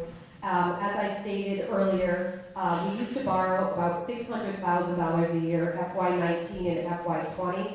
About $200,000 of that was spent on transportation. I did say to you, after we took transportation out, we would come forward with this conservative of a capital borrowing budget as possible. In FY21, we borrowed $135,000. In FY22, $385,000. In FY23, $200,000. So well below even the $400,000 that we would have been what we would have asked for in the past, minus the transportation. We also have included, as I told you, that Easter 3 grant. The HVAC system at Woodland is going to be repaired with Easter 3 funds. It's going to be anywhere between $500,000 and $700,000. That, again, we are using the COVID money for because it has to do with air quality. And that is something that we will need to come to the towns, 3 towns on, to ask for capital borrowing. So I do want to make you aware of that. that we are asking for $515, which does seem like a lot, but we are using the COVID funds to help offset future capital requests. And I think we have to make a motion for Garland Green, our IT director, to speak. Yes, we do. Before I do that, I actually forgot to ask for the recommendation of the Finance Committee, and then we will do that, and then we will admit Mr. Green. The Finance Committee recommends that the town vote not to disapprove Article 12. Thank you. And can I have a motion for Garland Green to be admitted to the floor? And a second? All in favor of admitting Mr. Garland Green to the floor, please say aye. Aye. All opposed, please say no. Go ahead, Mr. Green. Thank you for that. I was wondering what would happen if you said that. First of all, I joined Superintendent Bulletin here in August of last year, and we're coming up on 10 months now and working on that. And one of the main things we talked about during the interview process was seeing if we could get a handle on stability and the reliability of our data network. It's something that this school district has struggled with for a little over 2 years. And so we dove into this and we really did a deep dive. And what I'm going to present to you today is a quick overview of where we stand with that. Well, what we discovered is, and this is real positive, that the equipment that was purchased many, many years ago, I'm going to say 2 decades ago, 20 years ago, 2003, was purchased with really good equipment, and it's lasted this long. Now, there's a downside to that. It's over 20 years old. And that means that this equipment is at the end of life. And in fact, we should be thankful we're on borrowed time. So what we need to do is we need to take a look at the data network and pull it apart. So the main core switch that manages both our original existing copper network, that's the stuff that you plug into the wall in school. Also, the access points, the radios that do all of our Wi-Fi that you guys can see in here, those are end of life. Those are over 12 years old. We cannot do any more upgrades on those on the 30th of December of 2023. We cannot even go and get parts off of eBay. Not that that's a good thing, but I can't keep it if I wanted to. And those have to be replaced, along with the wireless controller. That's the thing that controls all of this. So we have a combination of a network that has been with us for a long period of time. The network is working at present, but the stability is not there. So as you can imagine, what we do with this network has changed over the years. We have phones that run on that. We have photocopy machines. We have wireless technologies. We have plug-ins. For some of us in the room, we have children here who have glucose monitors. We monitor that. We're doing everything through the IoT, or the Internet of Things, and that number is going to increase. So what we're talking about, we're asking here tonight, is to consider helping us get to a point where we can not only stabilize our network for the needs that we have now, but we need to be able to grow that network and evolve with the growing technologies. When this was put in, there wasn't a one-to-one technology program. We did not have every child access to the same machine. When the core switch was put in, there weren't even iPhones, iPads. All of that stuff was there. It was built for a time that no longer exists. So we need to upgrade. It's old, so it's got to be done. I'm just going to let Garland stay here if you want to ask him questions. I also want to let you know, again, two stories, the Easter grant. We also used about $220,000 from Easter 2, which is done at the end of this year, to replace the access points. So that's not included on this. This was an extremely expensive project, and we tried to offset as much as we could using the Easter funds. So a good portion of this has been spent using federal funds. Thank you. Does anyone have any questions or comments regarding this? Please either come to the microphones.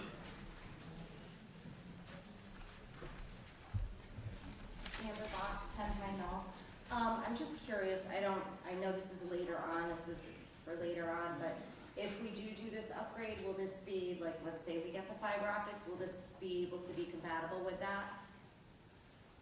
Good question. In fact, we are already running fiber optic. That's the thing. Our school district is a very different district in the sense that we have fiber optic cable to every classroom. So we have a combination of two things. We have a traditional, what we call the copper network. I think that's the one that we're most familiar with. But we have fiber optic running to every single classroom. So that's all part of it. So we have to have not only a traditional network that I think people are most familiar with, but we also have a more advanced fiber optic network to the classroom. So we're working in parallel, yes. So it's absolutely true. And that's it's really the question. It's already compatible now as it is. But we can update that technology. It's simply cool. Thank you. Are there any other questions or comments on this? All in favor of Article 12, please say aye. Aye. Anyone opposed, please say no. The article passes. Again, I just want to say thank you for supporting the schools. I know we are a huge portion of the budget, and I appreciate everything that you do and understanding that by supporting the schools, you're supporting your future and you're supporting our children. So thank you. Thank you.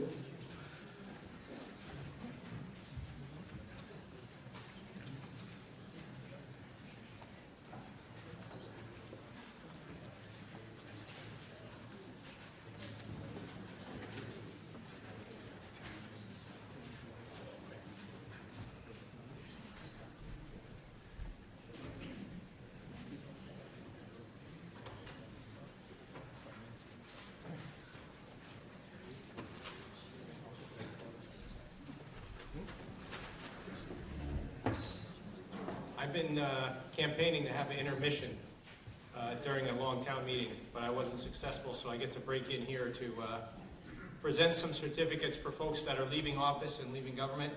We want to thank them for their service and publicly recognize them. If you're here, please come up and grab your certificate. The first is to Brian Houlihan for his service on the Southwick Housing Authority.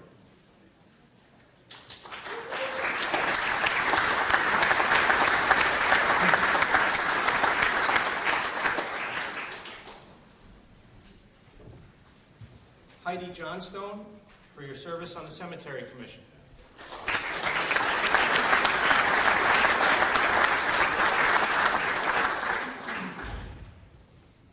And Jean Nielsen for your service on the Board of Health.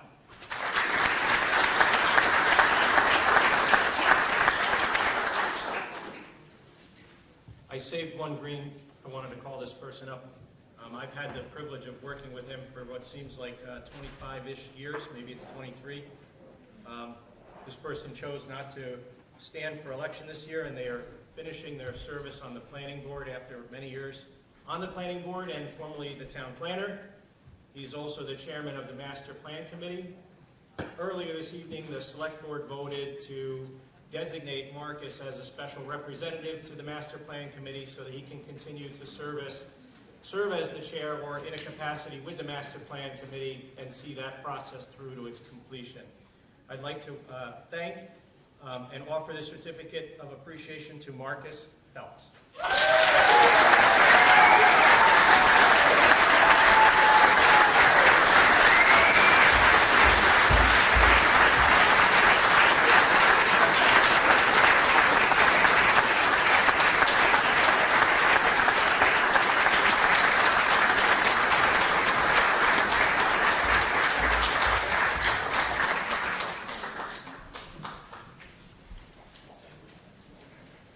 Last year was a tough one for me. This one is equally as tough. And tonight we're going to recognize and offer a certificate of appreciation and recognize a 4-decade commitment to the town of Southwick. I've known Russ since right about when I moved here. A lot of you have known him a lot longer. And to borrow Ronald Reagan's line, he was not at the first town meeting, contrary to rumor. And we always made a lot of jokes with Russ, but Russ was a very steady hand, a good source of advice, a good source of knowledge for how things came to the way they are, or why things are done a certain way, and kind of explain some pitfalls to process, or sometimes good things, sometimes bad things. But always a cool hand on the controls, and I can always count on his sage advice. I'd like to have Mr. Dede, the chairman of the Finance Committee, Carl Steinhardt, come up here as we present and Jason Perone come up as we present this plaque. Mr. Fox?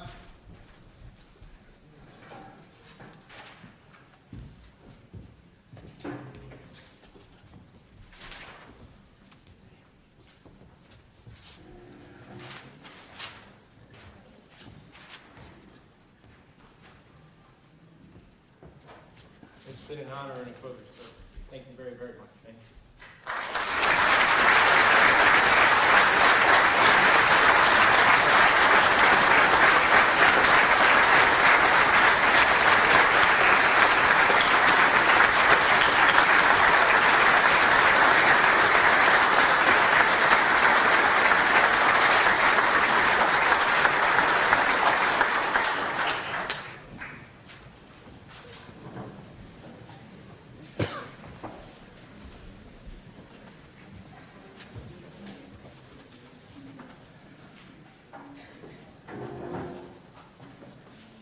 Okay, we're going to move on to our first zoning bylaw amendment, Article 13.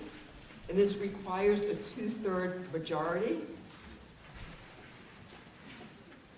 This is short-term rentals, and I am just going to ask for a motion for this article as it appears on the warrant. Can I have a second? Second. I'm going to ask the chairman of the planning board to come and speak and give us as much detail as he can on this very complex, long, that I know they put tons of work into. Mike Doherty, 16 Lexington Circle, chair of the planning board. So everybody's probably familiar with sort of the increase in short-term rentals, Airbnbs, Verbos, those types of things. We are trying to get ahead of it to some degree and get something in place to set up the regulation of short-term rentals. They are currently prohibited in town. So last year we formed a subcommittee that met for a majority of last year. They submitted to the planning board a draft bylaw. We held a public hearing on the draft bylaw and passed, after some changes, the bylaw that you see in the warrant article. Essentially it just creates a system where short-term rentals can be sort of tracked, registered, so that if there are any complaints, if there are any issues with them, you know who to reach out to. The enforcement part of zoning, which is the building inspector, can get involved, and those can be dealt with, which is not really in place right now. So if there's any questions, but it's a pretty lengthy bylaw, but we use other towns that had similar bylaws as sort of a model and sort of tailored it to what is needed in Southwick.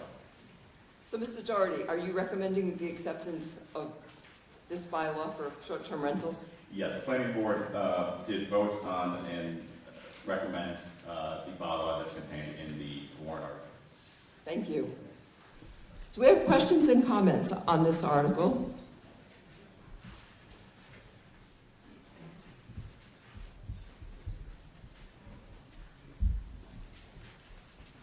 Hi, my name's Perry Swarther. I live on Crystal Drive, 1 Crystal Drive. I actually went to one of these meetings, and I was impressed with all the work that the committee was doing. But I have one question, and I brought it up at the meeting, and I don't see it here. And after I read this, is there any restriction on, and I would like it that way, on people renting out their RVs on their property? Because I don't see it in the section here, ineligible units. And there's nothing here about me getting an RV and sticking it in my yard and rent it out as a B&B. Thank you. Sure. So I just want to make sure that I'm finding the right section here. So give me 1 second, if you could.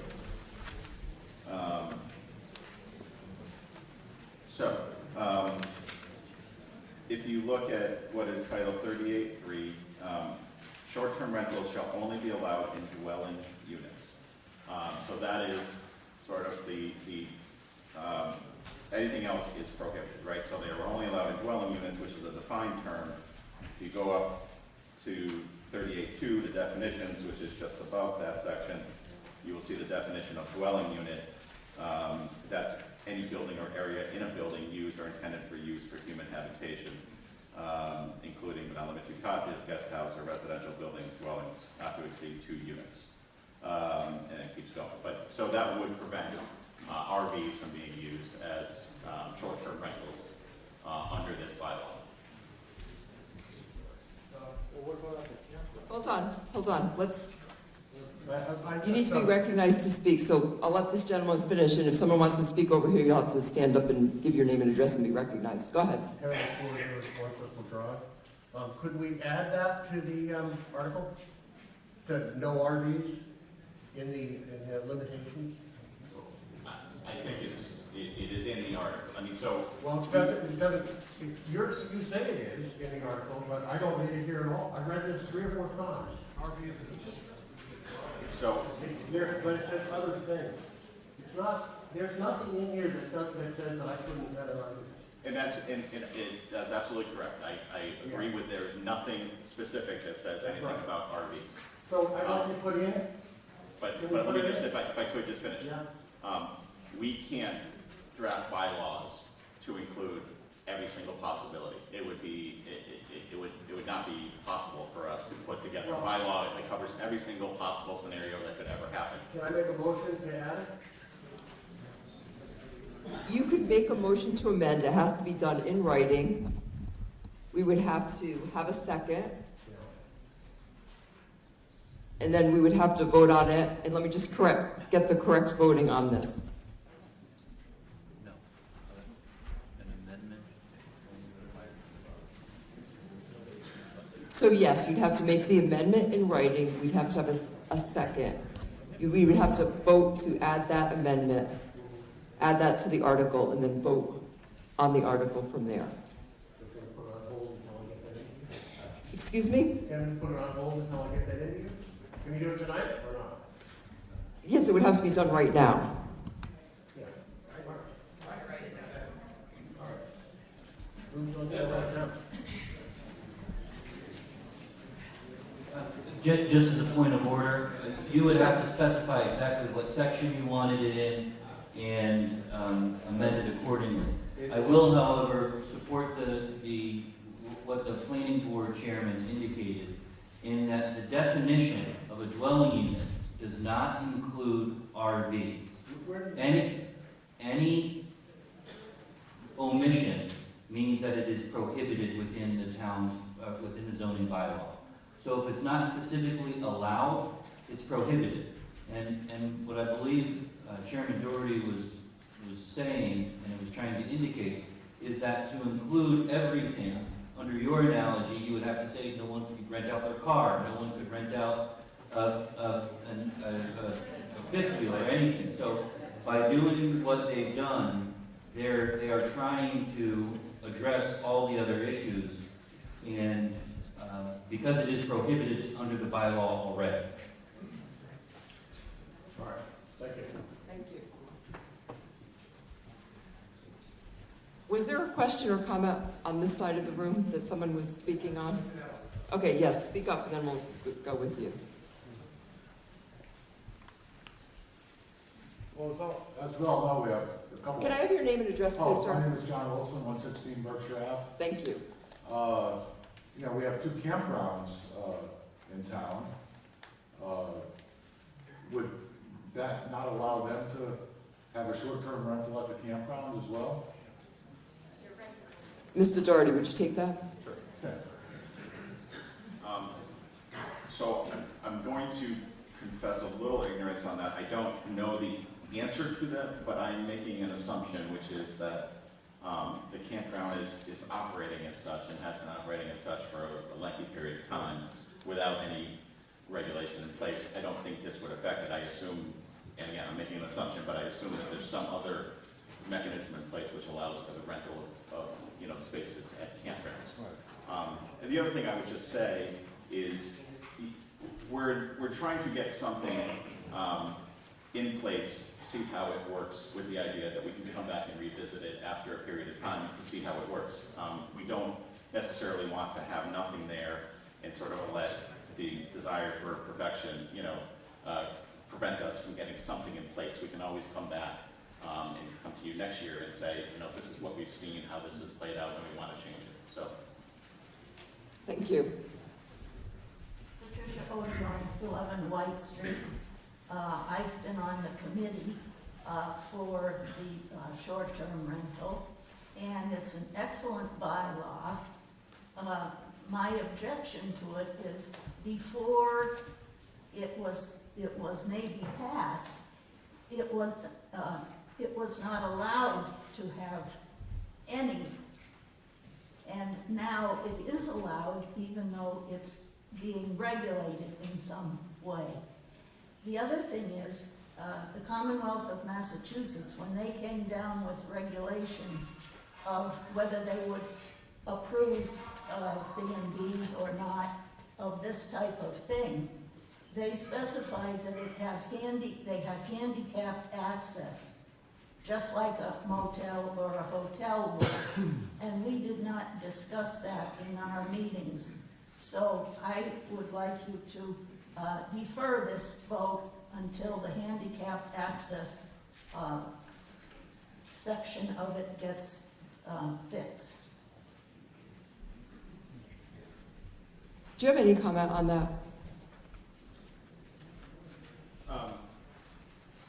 I don't. I don't. The subcommittee, which Mr. Dorn was a member of and dedicated a lot of time to, certainly looked at that closer than we did on the planning board. But it strikes me that there are a lot of Airbnbs and Vrbo rentals out there which are not handicap accessible. There's certainly some that are, there's certainly some that aren't. I don't think that it's required to have every single possible rental out there handicap accessible. It's certainly something, again, that can be discussed, but again, I don't necessarily want to get, that quest for perfection in the way of getting something that is a pretty decent bylaw passed on the books in this town. Thank you. Go ahead. Auditorium, 11 White Street.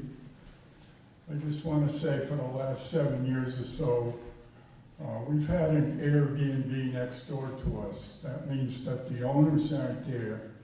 It's a B&B that people come and go, and there's no supervision in the property whenever there are people there. And we have had large groups of young kids that come in, and maybe 10 kids staying in the one house. And they go over to Six Flags, and then they'll show up at midnight or so when Six Flags shuts down, and then they have parties outside. There's nuisance noise and smoke, and we've even had vandalism on our property. So all I can say is, if you vote for this, be prepared to have fun with your neighbors, okay? Because if they want to have an Airbnb next door, you're the one that'll be calling the complaints. And believe me, a lot of them come on Saturday and Sunday or late Friday evening.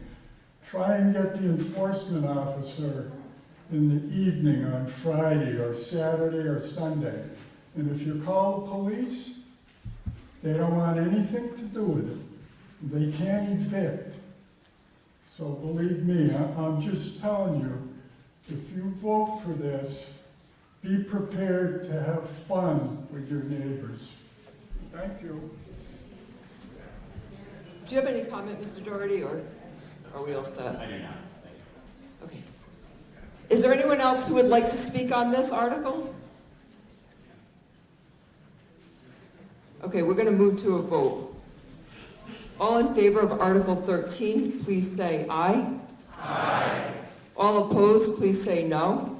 No. That sounds like a 2/3 majority to me. Is there any objection to that? Okay.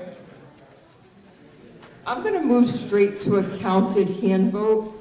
So I'm going to ask my counters. Pat Jubb's going to be counting the middle.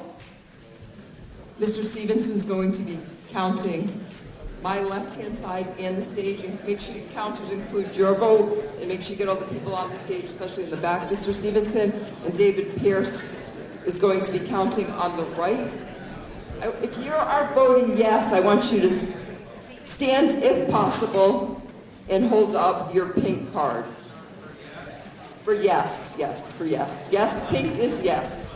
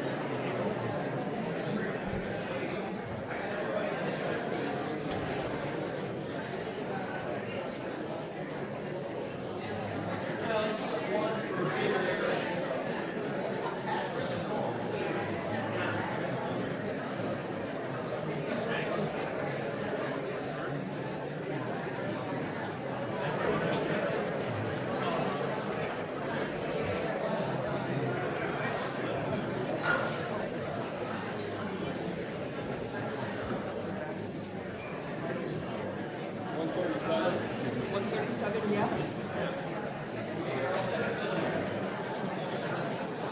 Okay. Can I have your attention, please?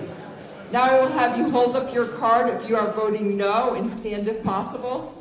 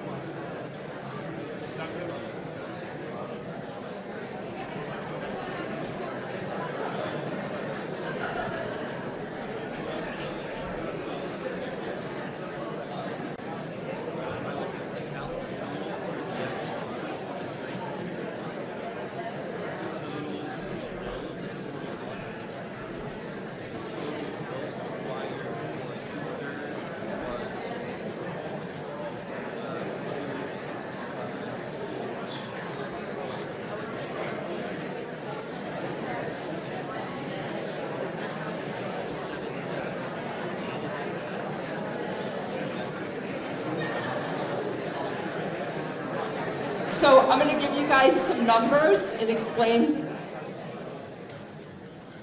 There were 223 yeses and 41 noes, and it required 177 yeses, so the article passes. Thank you. Thank you, counters.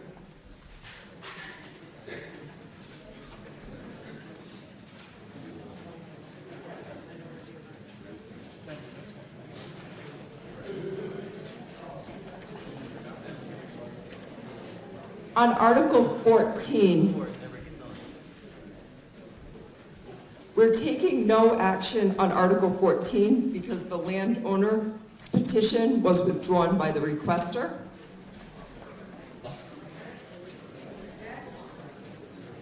We're moving on to Article 15, which is a citizen's petition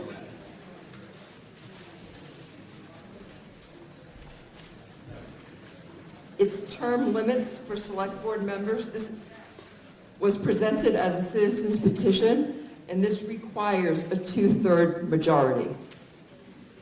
Our citizen's petitioner is going to present the article. Good evening, Ingo Hotel Inn, 45 Klein Road. And Juliet Hanson, 153 Mort Vine Road. Currently, the elected select board members have no limits. Actually, could you just read the article and we'll make a motion? And after we make a motion and second it, you could explain more in depth to just read the article. I move that the town of Southwick will support the adoption of term limits on elected members of the select board. Currently, the town of Southwick, there is not any written language pertaining to the select board term limits.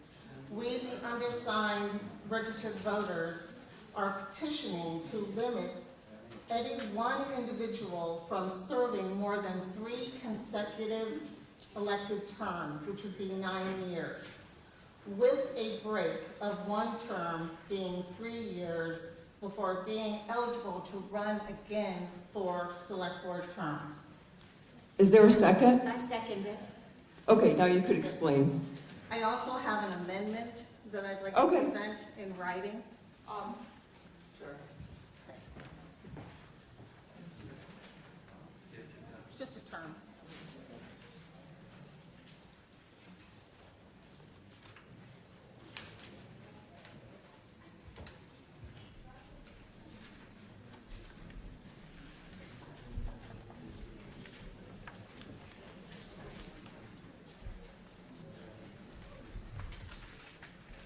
So I just want to clarify the amendment. We're going to have to vote on the amendment. I just want to make sure we're on the way.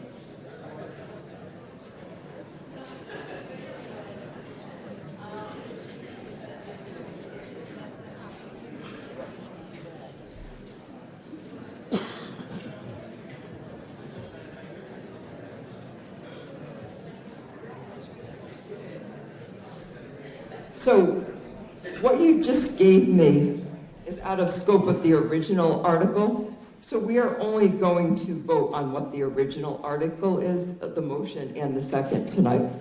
But you can go ahead and comment on your original article, because there's more information on this sheet than you gave me, so it's out of scope to submit this at the current time. There was just the one additional line on the bottom. According to our town council, that's not necessarily the case, so I'm going by his recommendation. So, just for For clarification purposes, what you submitted includes 3 additional paragraphs and then another sentence at the bottom. If it's your intention not to include those other 3 paragraphs and just include the sentence at the bottom, then that's a different discussion. But what you submitted to the moderator as a written amendment, in my opinion, far exceeds the scope of what was printed in the warrant and then didn't notify voters appropriately. So I believe that it is out of order. Okay, well, we weren't able to have this petition even printed on the web, it wasn't allowed to be on the website for the meeting this evening, nor were they allowed to be included in the official table. We were able to have our article on a Are separate you referring table. to the explanations? Well, Yes. the explanations is different from the actual what is printed on the warrant.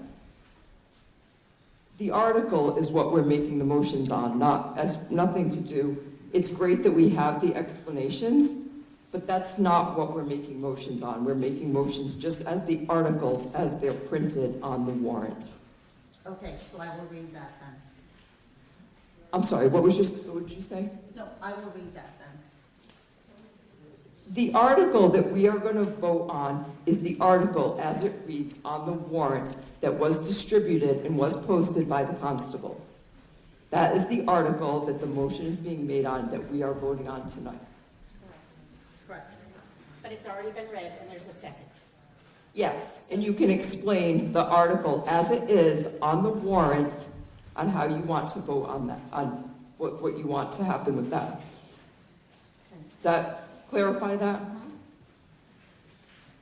So currently, the select board members have no limits on the number of consecutive terms that they can serve. They may currently serve a lifetime without a break.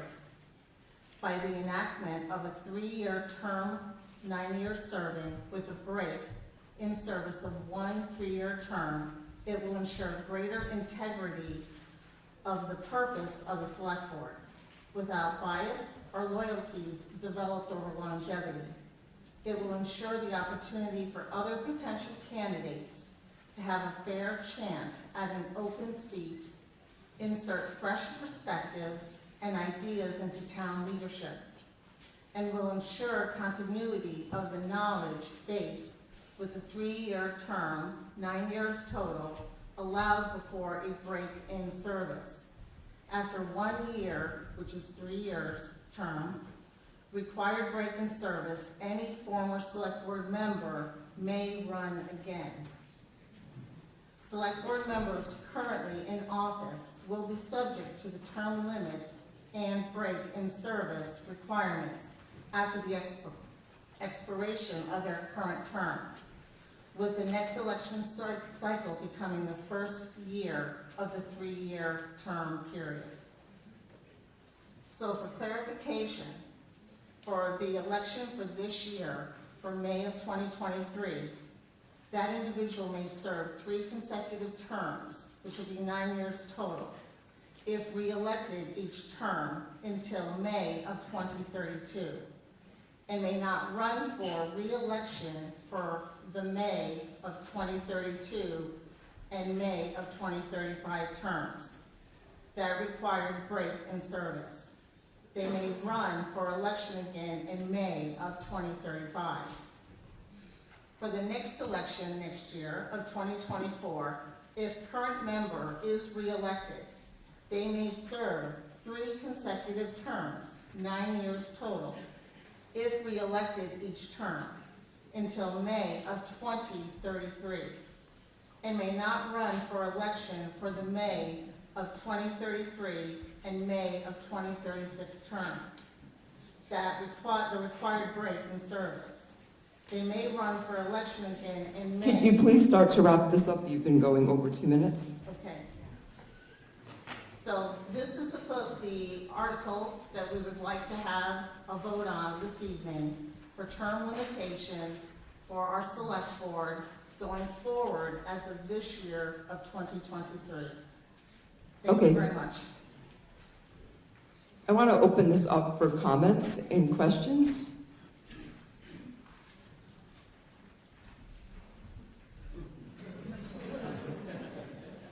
Caroline Gothier, 6 Island Pond Road.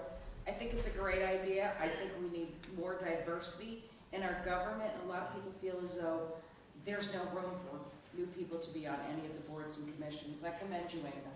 Thank you. Nancy Stone, 14 Jeffrey Circle. Why just the select board?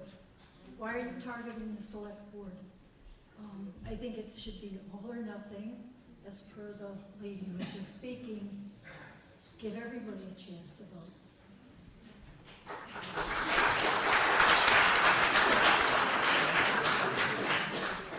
I'd like to make a comment on that. It's Actually, Mr. Sutton, please. David Sutton, 207 Wood Barney Road. Every year we have a town election. Every year somebody's up for vote. They're elected to an office for 3 years. If you like them, and they're doing a good job and they're just, you re-elect them. If they're not, then you re-elect somebody else. That's the process. That's a limit right there. If somebody comes into office and they're doing a tremendous job, and they continue to do a tremendous job, and you vote them in for a third term, and they're doing a tremendous job, they're a great leader, now you're going to stifle them because it's just another idea. It's worked for a lot of years. And one other thing I wanted to add before I call it a night is that I've been in the town for 28 years. I don't see a lot of people running for select board. It's a difficult job, a very difficult job. And these guys have done tremendous work, and our past members have done tremendous work. I don't think this is needed.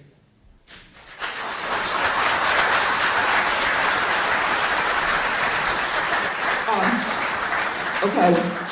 Mr. Vogel, you can have your turn, please. Thank you. Doug Moglen, in place. In my opinion, Article 15 is ambiguous as written, and the warrant article explanation as written is but one possible interpretation of the bylaws presented. One could read the article as immediately applying to the sitting select board members in relation to their time since they were elected. More importantly, and as Dave just mentioned, we already have effective term limits in the town of Southwick for any elected position. We have elections every year. In fact, in the last 2 elections, a sitting select board member of terms approaching or exceeding the term limit expressed in Article 15 were defeated at the ballot box. That is the proper and just way under law and fairness to elect a select board. To create an arbitrary term limit does a disservice to the people of the town of Southwick who get to elect their select board. If the people want to re-elect a member, they should have that opportunity. If they don't want to re-elect someone, they can elect someone else. Thank you.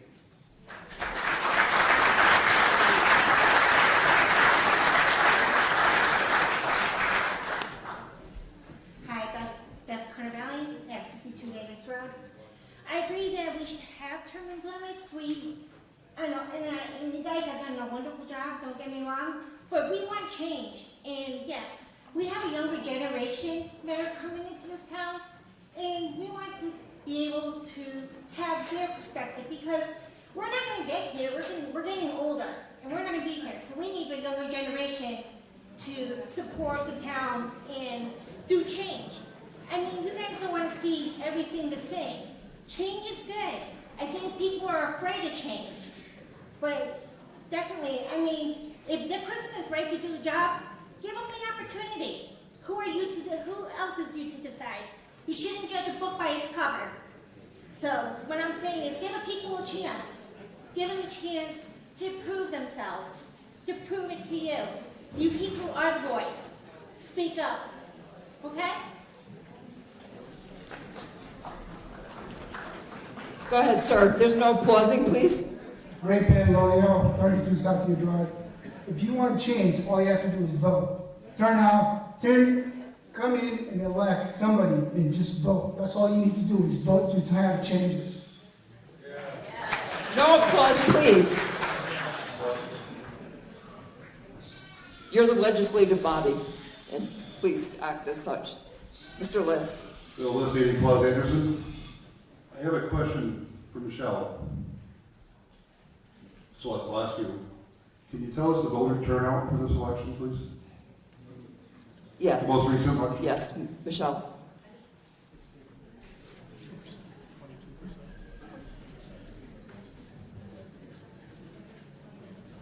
I can look online, I don't have it up here, but roughly 1,600 for this year and about 1,100 last year, but I can get those exact numbers. 1,600 Yes. of a town of 9,000. Vote!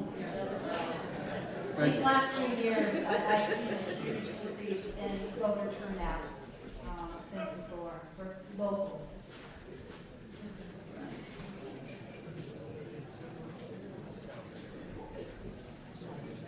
Gentlemen all the way in the back. Yes. There's a gentleman down in the back.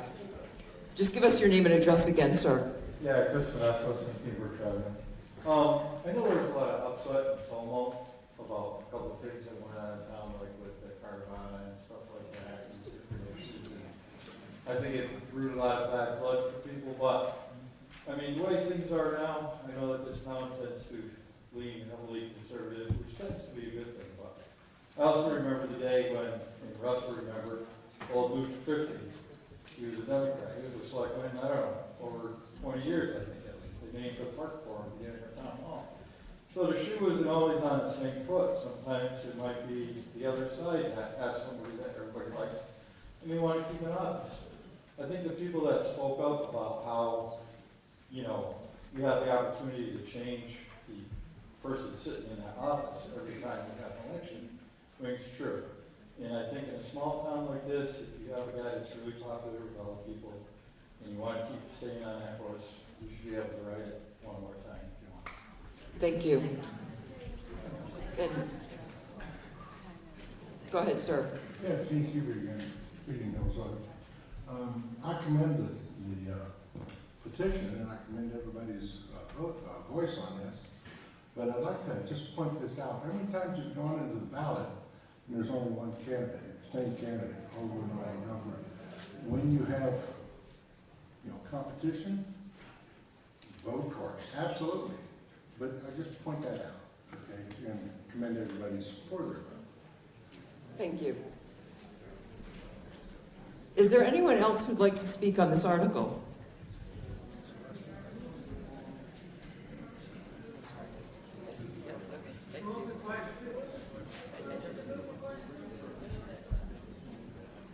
Sure, sir. Go ahead. Please give your name and address. He was making a motion to move the question. Second. All right. Okay, could you just repeat that, please, because I didn't hear you. The gentleman in the back was making a motion to move the question. I am not making a motion to move the question. Okay, I'm sorry, but who's... You had asked if I could speak, if I had to speak to the article. On the question? Yes. Okay, then please give your name and address and go ahead. James Long from 77 Canning Road. I hear all the arguments, and they're all very valid. One of the concerns I have is if people don't run, sometimes it's because they think they won't win and don't stand a chance. If we have somebody who's very much embedded in the board of selectmen, they're going to say, why should we even bother? Because they're going to win. So I think if we have term limits, that will allow us to have more people who are willing to run for this board of selectmen. So I am in favor of this article. Thank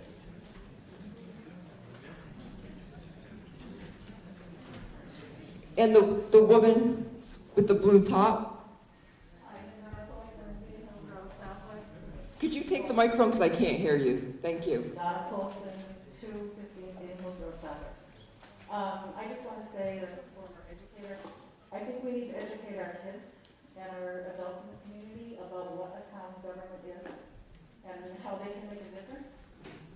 Because I don't think they get it. Like, this is a pretty good turnout, but it's not always that way. And if you start young with the kids, it might be a little bit better for everybody. I don't know. Thank you. Yes, please come to the microphone.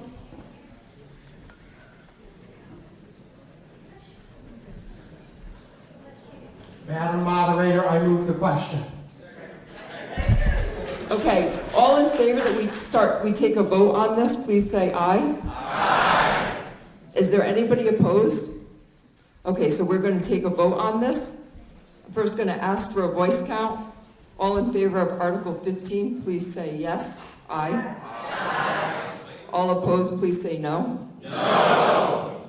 We're definitely going to go to a counted hand vote for this. Definitely can't tell. And this does, I just want to remind you guys that this does require a 2/3 majority. No, I'm sorry. No, I'm incorrect.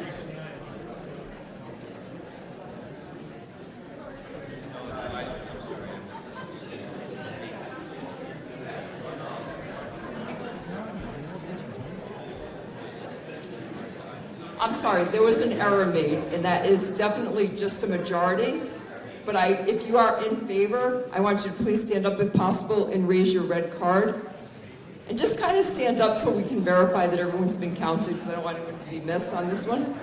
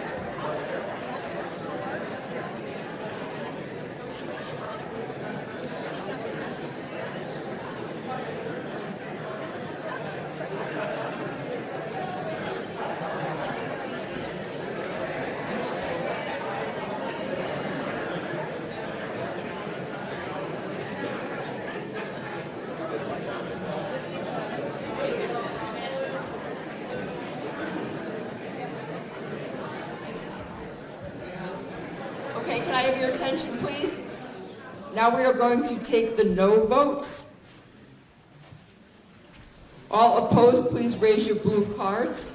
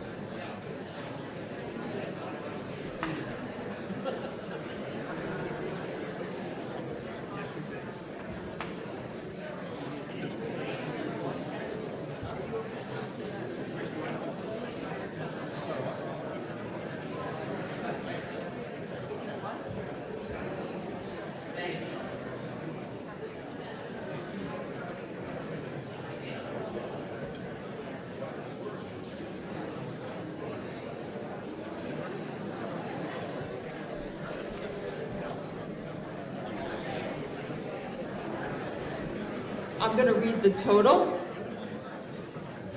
168 no to 96 yes. The article does not pass.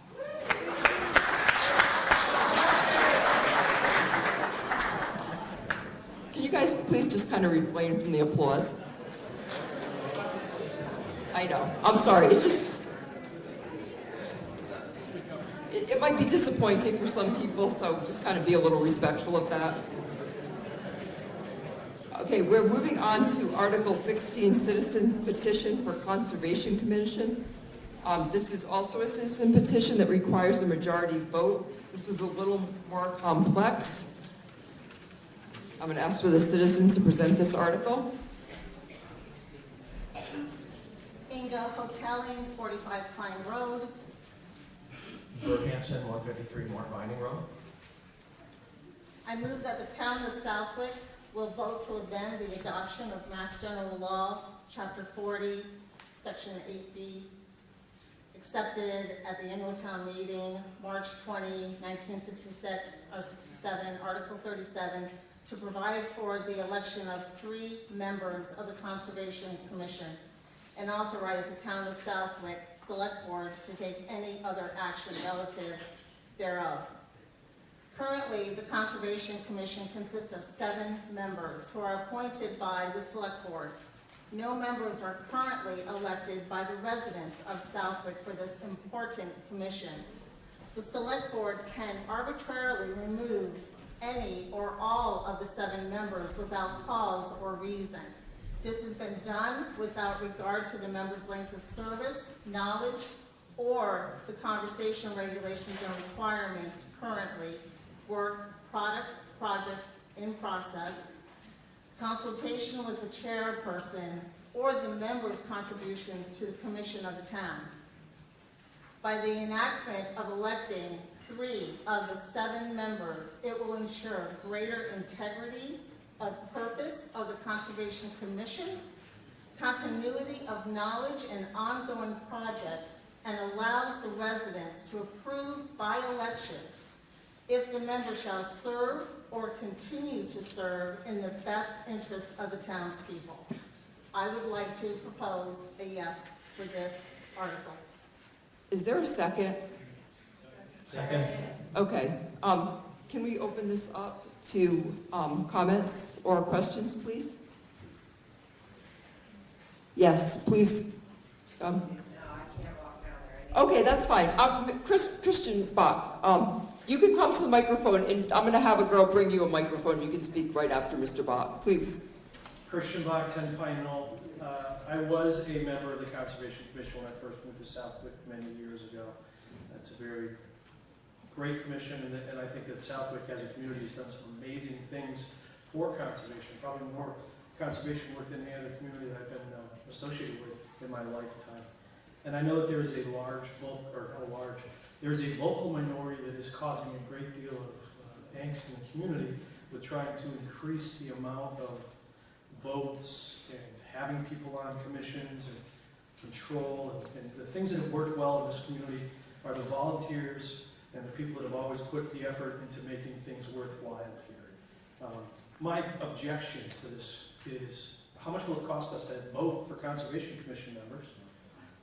And why would we want to increase ballots and counting and increase all of the administrative process to the Conservation Commission when the people that are already involved in it are volunteers and working as hard as they can? I oppose this. Thank you for your time. Okay. Neil DeHenke, 140 Summer Drive. Someone like myself who actually served with the Conservation Commission many years ago, I think, yes, this is a very important thing that we be allowed as voters to vote for 3 members. That's not even the majority of the members. That's only 3. And the reason I say this is because I have observed many developers who want to be on these boards. Many people who want to do their own thing. I can go probably through the town with a conservation number. I'd be more than willing and show you many violations in this town that are being overlooked. Don't shake your head, Mr. Moblin, because I know, and I know what those bylaws are. So, I do support you. Please vote yes on this. I think it's very important we have a voice on this. Thank you. Is there anyone else out in the audience who would like to speak?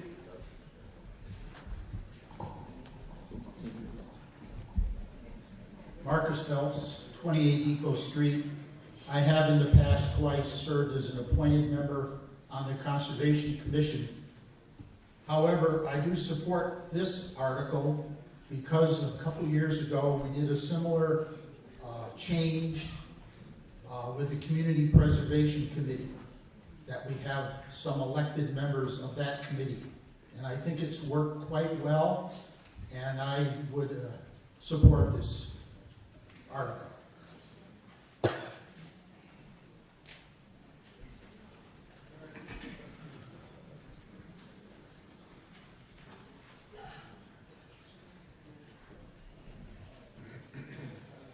Michelle Pratt, 152 Berkshire Ave. As Marcus Phelps had just mentioned, unfortunately, we did learn a painful lesson back in 2018, 2019, when a number of people were appointed to the Community Preservation Commission to uphold an agenda and not have townspeople's taxes spent on preserving the remaining 62 acres over there.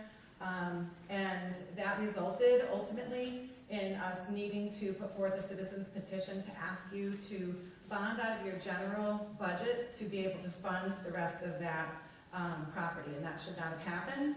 That money should have been bonded through the CPC. It would have come at no tax implication to you whatsoever. That's money that you're already putting in. Could you kind of talk about why you want to support this and not what has happened in the past, please? That's why I want to support this, because through that action that happened, then led us to put forth a citizen's petition to have members of that committee elected, and overwhelmingly this town voted to do both of those things, which I'm extremely proud of. And then also, I feel that we're in the same position again, where we saw this board without any communication with the boards and committees remove people from the conservation. Okay, I'm going to cut you off right there. It's fact. Okay. It's fact. I think that people know, and But it's free speech. I don't. It's fact. Stop. We're not here to criticize others. I will finish. And what I will say is, I believe very strongly in this article, and this is a very natural. Okay, and your 2 minutes is up. To change the way that you people can have more voice, and it comes at no cost. Thank you very much. Could you please return to your seat? Ms. Pratt, can you please return to your seat? Please, there is no applause.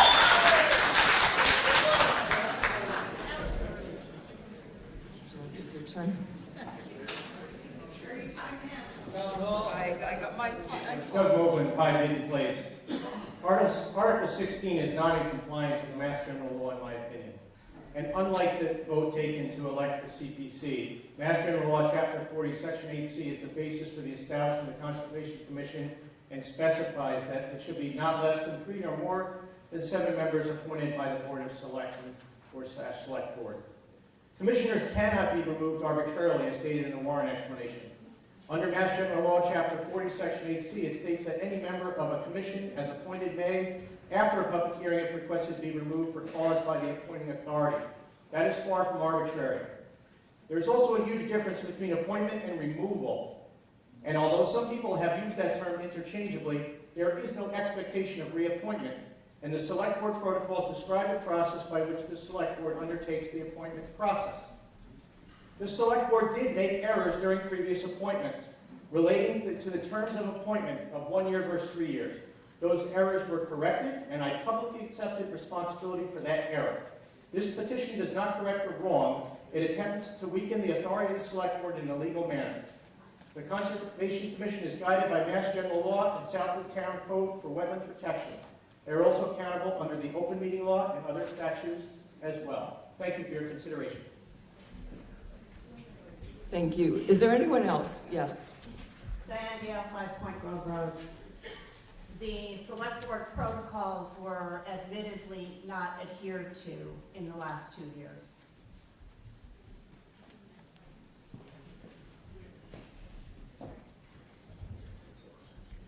Is there any other questions or comments? Michael Doherty, 16 Lincoln Circle.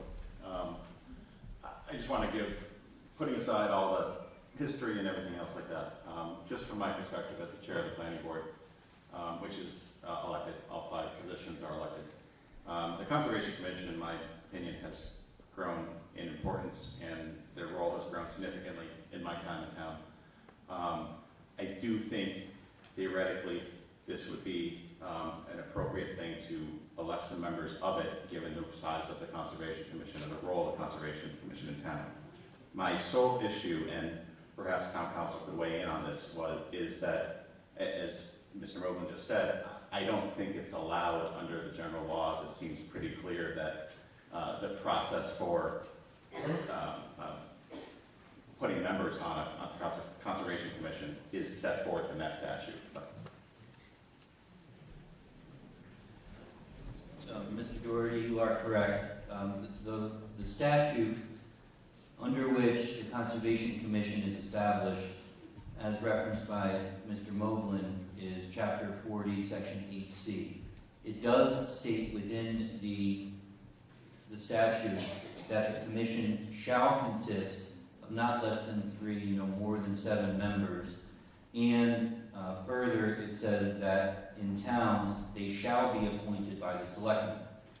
The warrant article as presented before this town meeting seeks to amend the adoption of Chapter 40, Section 8C, which I do not believe that, if passed, would have any legal effect.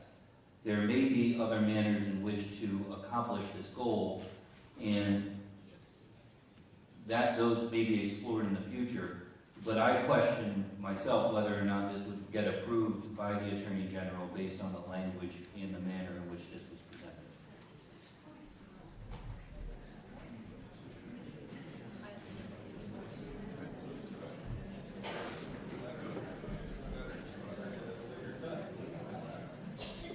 Go ahead.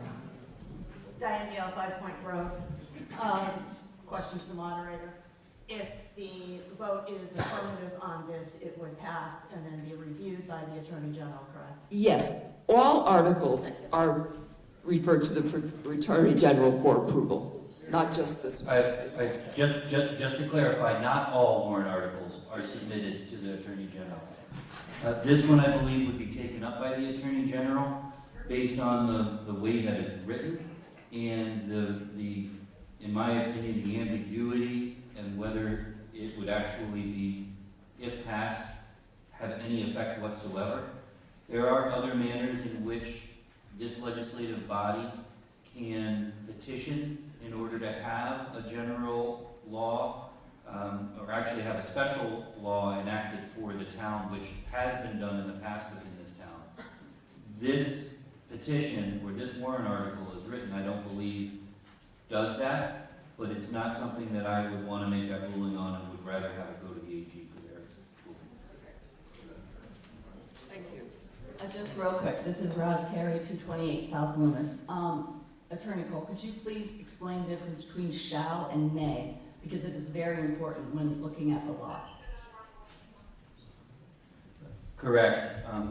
When the word shall is used within a statute, it means that the select board must, and it doesn't have an option.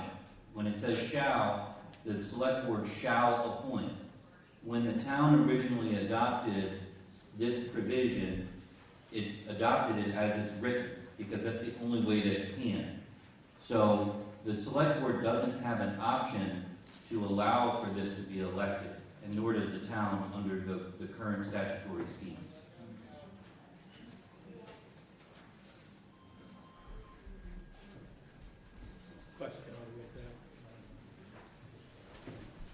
Go ahead. Edinburgh to Lauren Lane. Question about the statute. So, what is it protecting by disallowing elections? I'm sorry, I didn't understand that question. Could you just ask that again? Yeah, there's a statute, right, and it says we can't have elections on this, right? So what is it protecting? What's its purpose by not allowing elections? You'd have to consult the legislative branch when it passed this as to why they included that language in there. I don't want to give any opinion relative to that.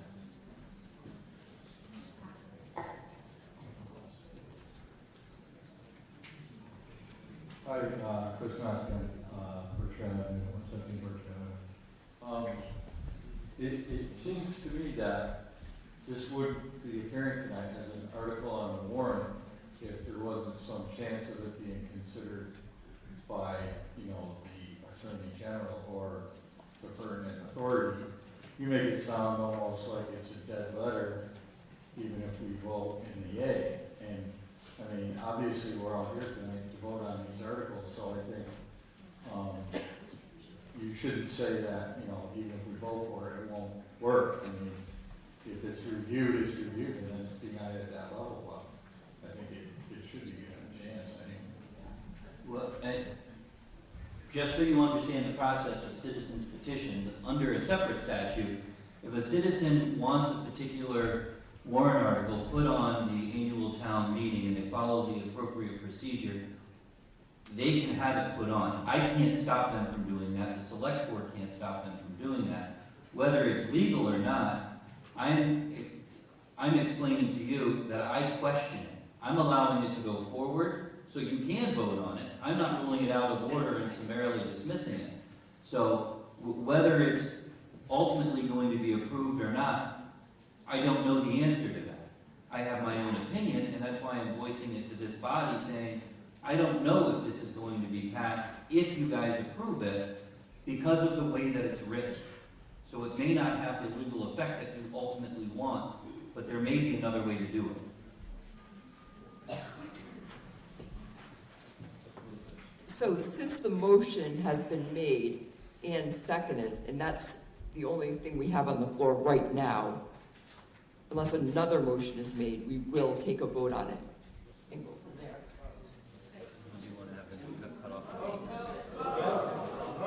Can I have a motion then to move to a vote? Would someone like to make that motion? And a second. Okay. Just to. Are you going to take a vote on that now? You have to vote on that. Okay. So we're voting to move to a vote, which is by a majority. So all in favor of move to the vote, please say aye. Aye. Is there anybody opposed? Okay. Now, since we had the motion and second on the actual article, we are going to vote on the actual article. So, all in favor of the citizens petition for Conservation Commission to elect 3 members, please say aye. Aye. All opposed, please say no. No. I am going to say that is quite close. And I do want to go to a hand count. And I know we're doing a lot of these, but since this is important, and I know that there were 10 citizens that put the effort in, I want to give them the chance. So, once again, pink card is yes.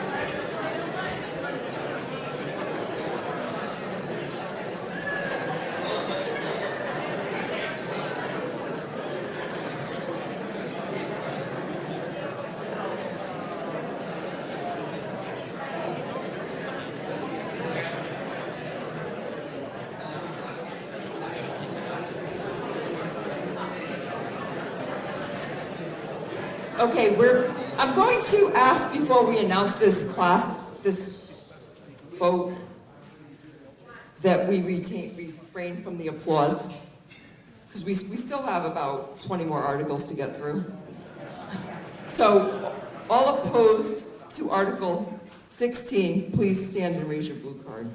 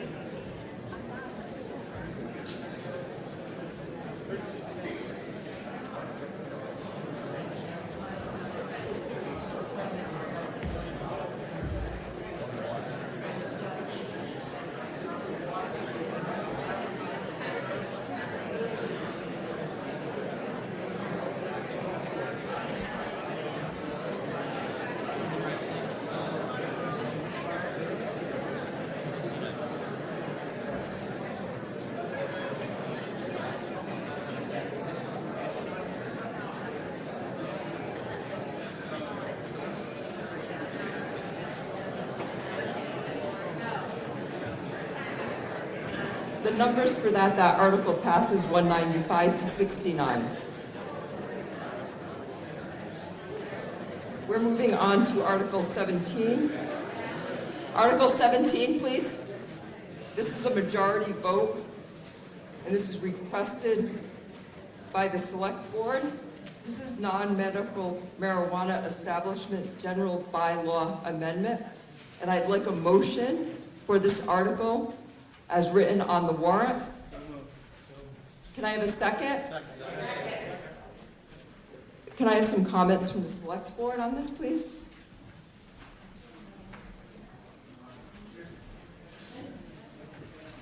Good evening, everyone. I know this is a hot button topic, so I brought this forward because of the tax revenue. I understand people's concerns about safety, but everybody knows what I do, and I have done for the last 26 years. There's going to be concerns that I can compare this. I've seen a lot of stuff and talks that have been going around, but I'm supporting this because I want to bring tax revenue into this town that will benefit this town without harming you, the residents. This is revenue that we as a town don't have to do anything other than say, okay, let's give this a shot and take a look at it. There's permits that are involved. The state is involved at a heavy, heavy level, even more so than alcohol or tobacco. Madam Moderator, if I could, I have someone here I'd like to speak, if I'm allowed to do so. They can speak during public comment. Okay, all right, very good.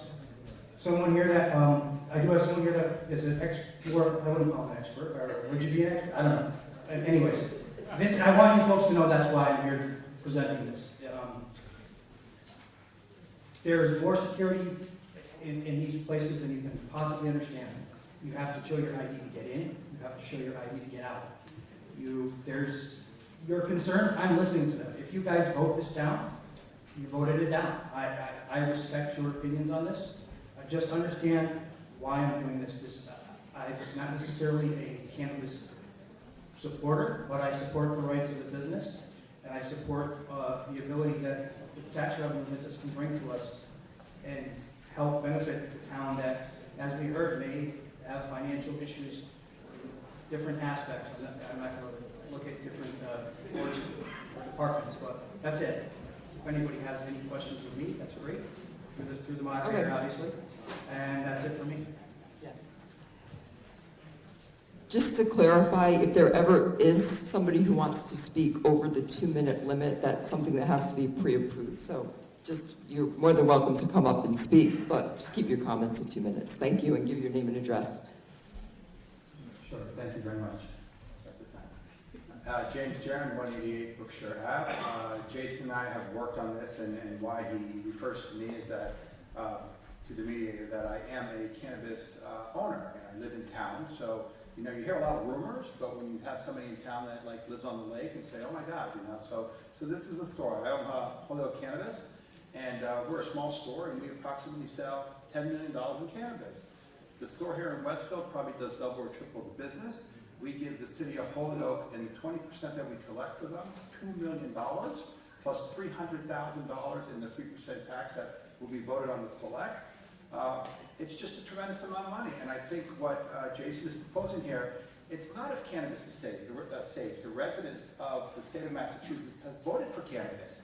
It's in our towns. It's in our houses. Like Jason said, when I open up gummies, I have to cut the stupid thing off because it's so childproof I can't get into it. So it's really just a revenue, and I would suggest that we vote in favor, and let's buy some nice fire trucks, and let's get some stuff and support our children. I mean, Okay.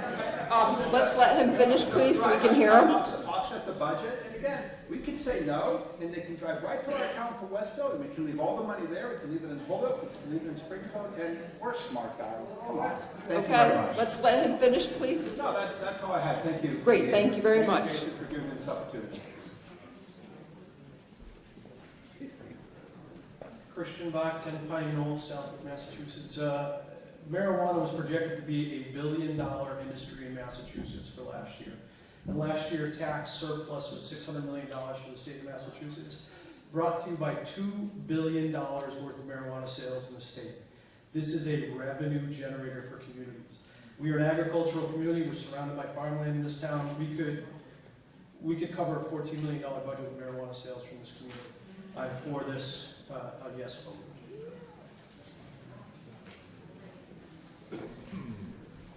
Go ahead. Patrick Jubb, 34 Deer Run. This is for the children. I oppose this. So the source I got my information is from the National Library of Medicine. Advocates for the legalization of medical and retail marijuana are quick to point out all the possible benefits that a community might see from such a venture. Actually, can't see. These include increased jobs, increased tax revenue, possible medical benefits, and they advertise it as safe, healthy, and organic. They utilize other words like cannabis and marijuana for everything without differentiating between the difference between cannabis that have different effects on the mind and body. THC is the psychoactive component that causes addiction. I'm sorry, can't see this here. The more potent the drug is, the stronger the possibility of addiction, and the more likely the person will continue to purchase and use the product. The primary problem with the current available cannabis in dispensaries is that THC content is not like it used to be. Prior to the 1990s, it was less than 2% THC. In the 1995 to 2021, there's become a 212% increase in THC content in the marijuana flower. In 2021, the most popular strands around dispensaries had a range of THC between 17 to 28%. All right, I'm You sorry. have I can't 26 seconds left. All right, I'm You have good. 26 seconds. I don't want it.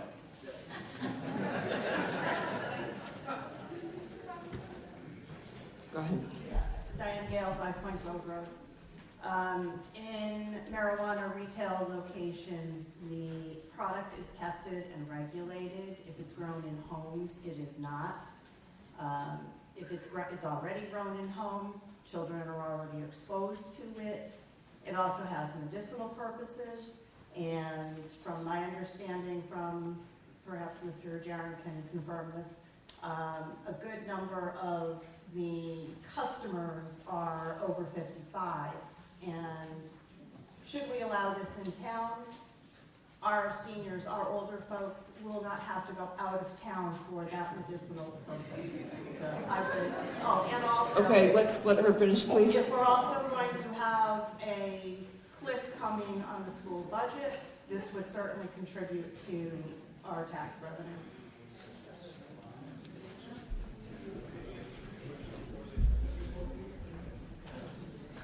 We have someone here in the center, then I'll head over to you.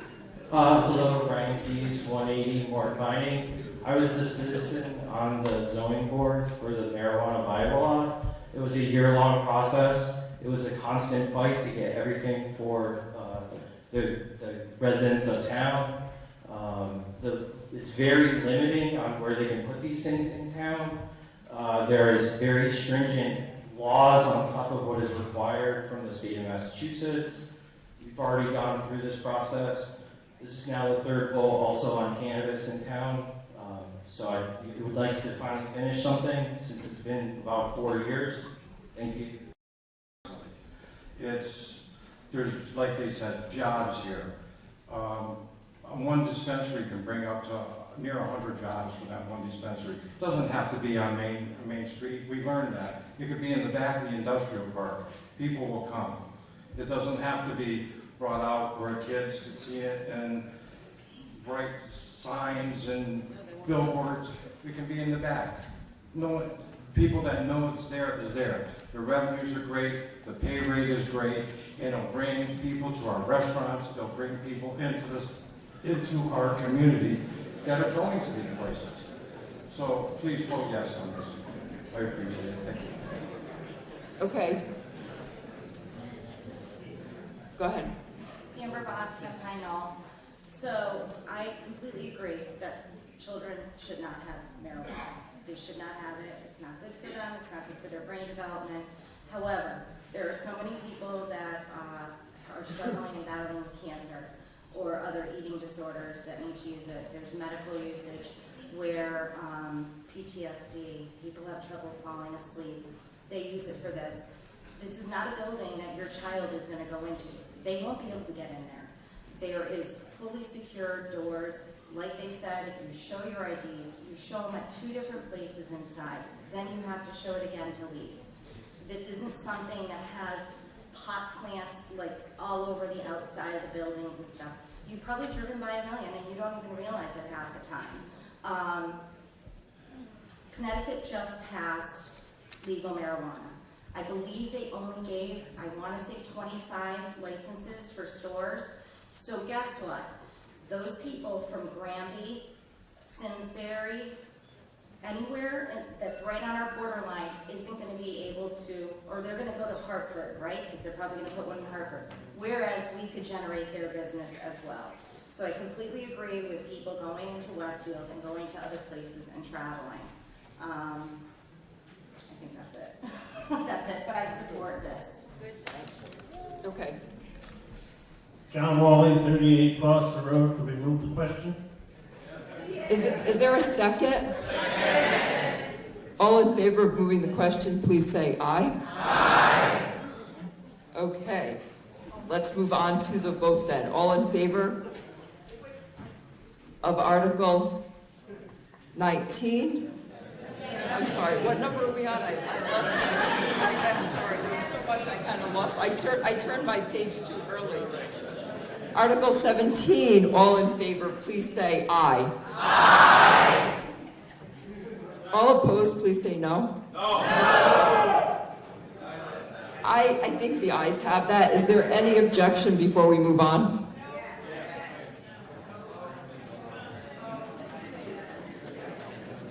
Okay. All in favor, please say, raise your pink card.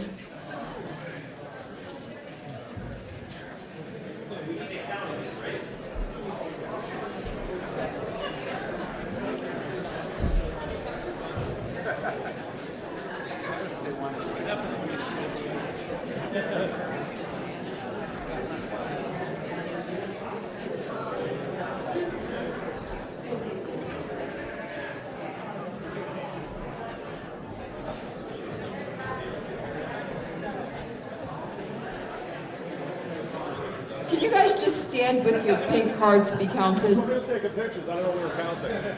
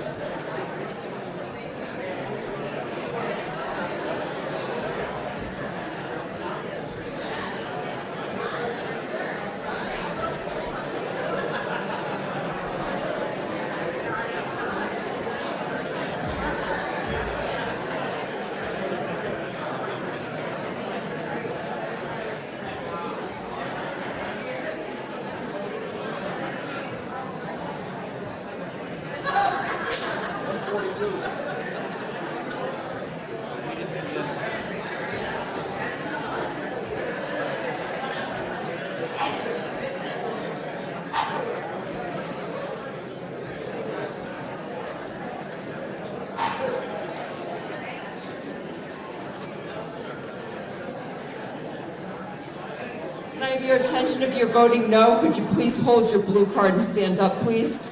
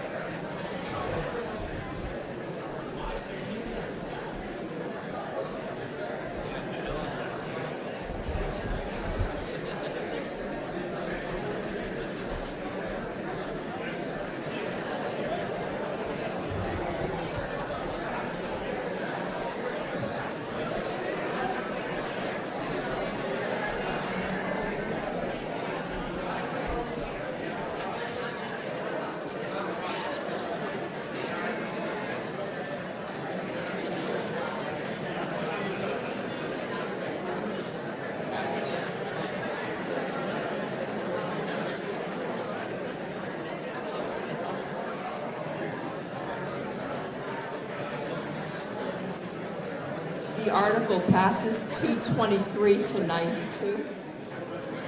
We're going to move on. I'm sorry, the number.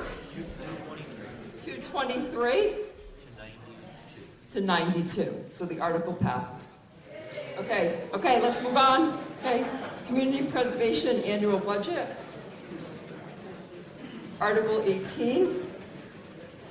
I'm going to ask for a motion as this article appears in the warrant. Can someone make a motion for Article 8? And can I have a second? And will you be making a recommendation from the Finance Committee on this one? Or no, there's no Finance Committee recommendation, but I'd like to ask the chairman of the CPC if he would come and speak on this, please.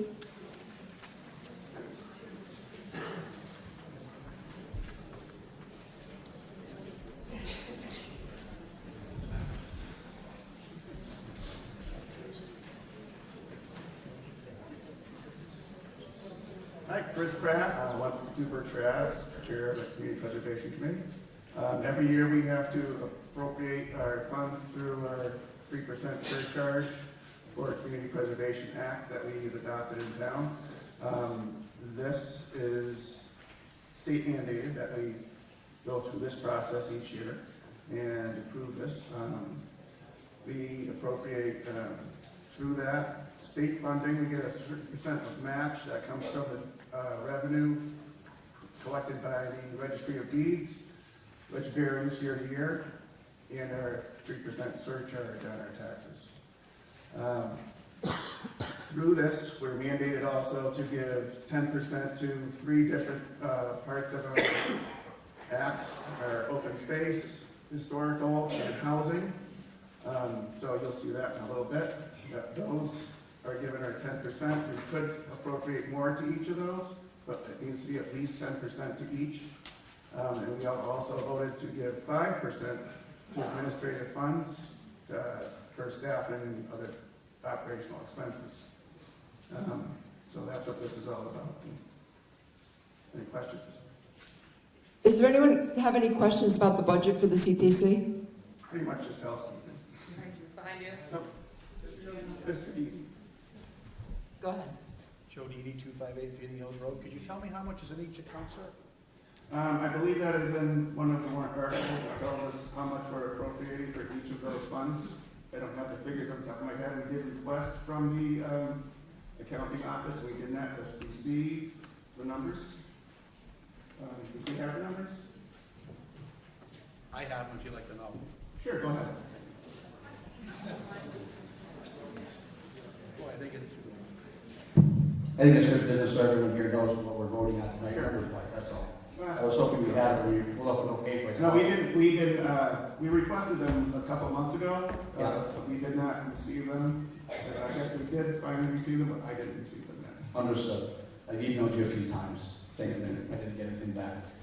So open space as of FY 2023, you have $348,025.10. Historical, you have $380,065.81. Housing, you have $741,481.99. In administration, $17,655. In unreserved, you have $1,627,260.49, sir. Thank you very much. All right, sir. Have a good day. Any other questions? Are there any other questions or comments on the CPC budget?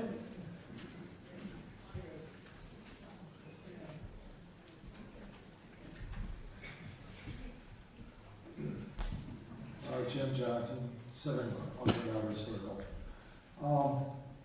Having heard those numbers, how can these numbers be so far off? What's presented to us? How can these numbers be so far from those numbers? So the numbers that you see there are what's being appropriated this year through our accounts. Those numbers are what's left in the budget. I believe those are balances that are in the budget now. And you were unaware of them? I'm aware of that, I just wasn't sure exactly how much there was, because we do have expenditures ongoing, and we are appropriating more money for different projects. And as you'll see tonight, the alum treatment is coming out through a bond, so it does vary from time to time. Okay, it just seems like there's such a large... I think you're looking at two different sources of numbers. Well, I'm just going by the numbers I heard and the numbers I saw. Okay, well, ask Mr. D the question you want to know, because I believe the question he answered is what was the line, what we have left in the budget from last year. Is that correct?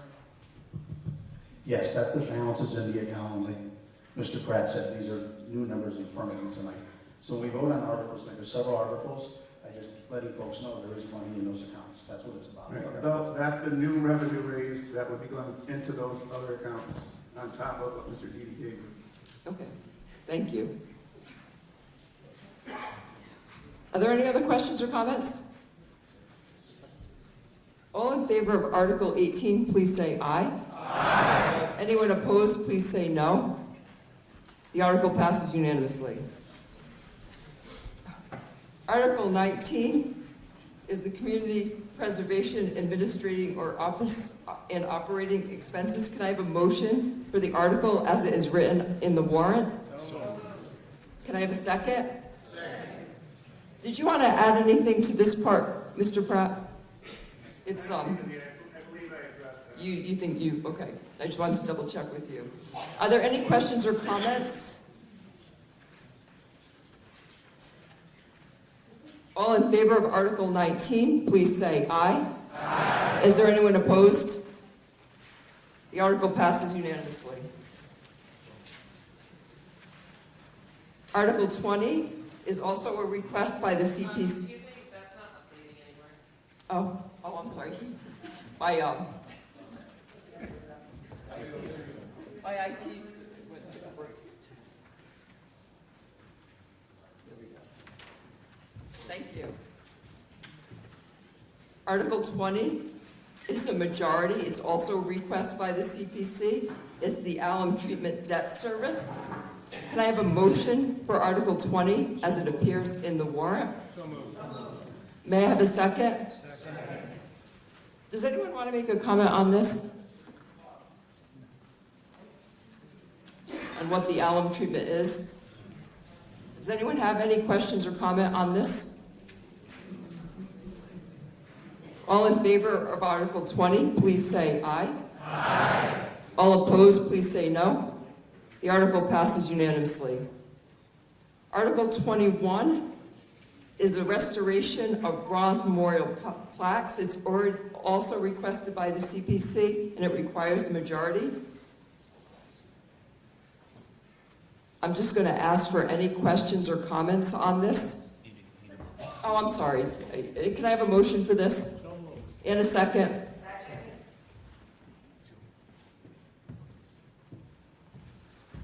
Any questions or comments on this restoration of the bronze memorial plaques? All in favor, please say aye. Aye. Is there anyone opposed? Say no. The article passes. Article 22. This is a majority, and this is also requested by the CPC. It's the Wally Spray Park. Can I have a motion for the article as it appears on the warrant? So moved. In a second? Second.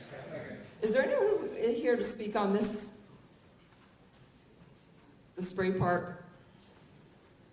It's appropriating $294. I'm sorry, $294,000. Mr. St. Jacques, do you have the microphone? Could you hand it to the gentleman behind you?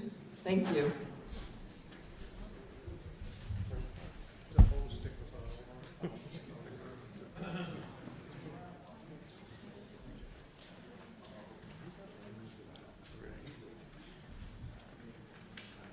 Hello? Thank you. All set. Good evening, Rob Lebeck from our Lebeck Associates, our firm designing Wally Park. Mr. Wally had asked us in Park and Recs to take a look at the potential for a spray park in Wally Park.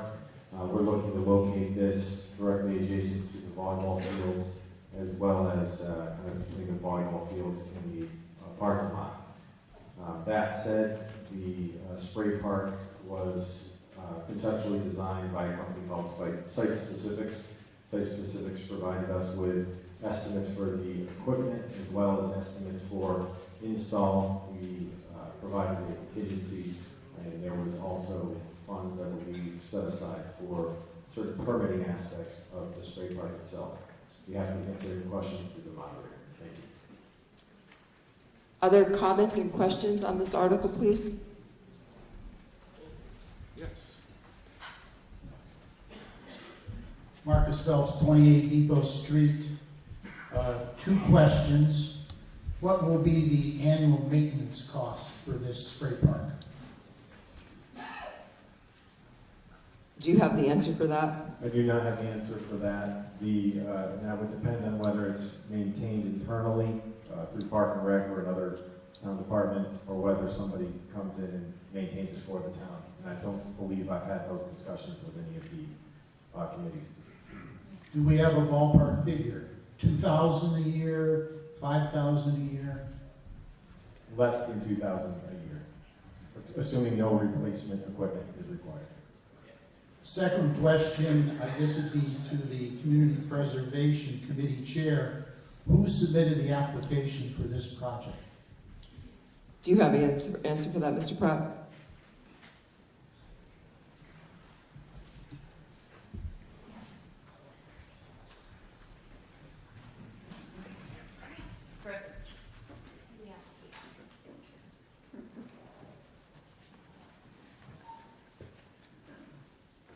I believe it was brought by Cindy Sullivan, the chair of the Park and Rec Department. She submitted the request, is that what you're saying? That's on the application. Director of Senior and Recreation Operations. I'm sorry, I can't hear you. I can't quite read it. Take a look at my reading glasses. Basically, Park and Rec Department. Okay. Cindy Sullivan, do you have any information?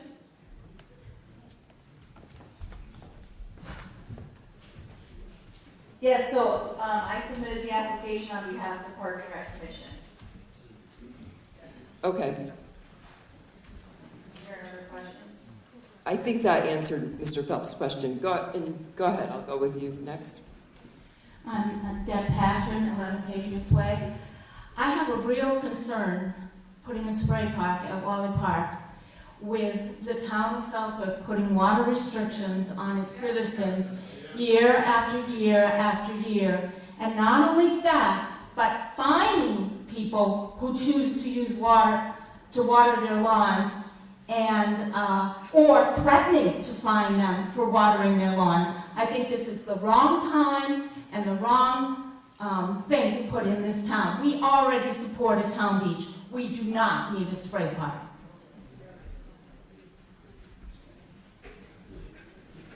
I'm going to go with this gentleman.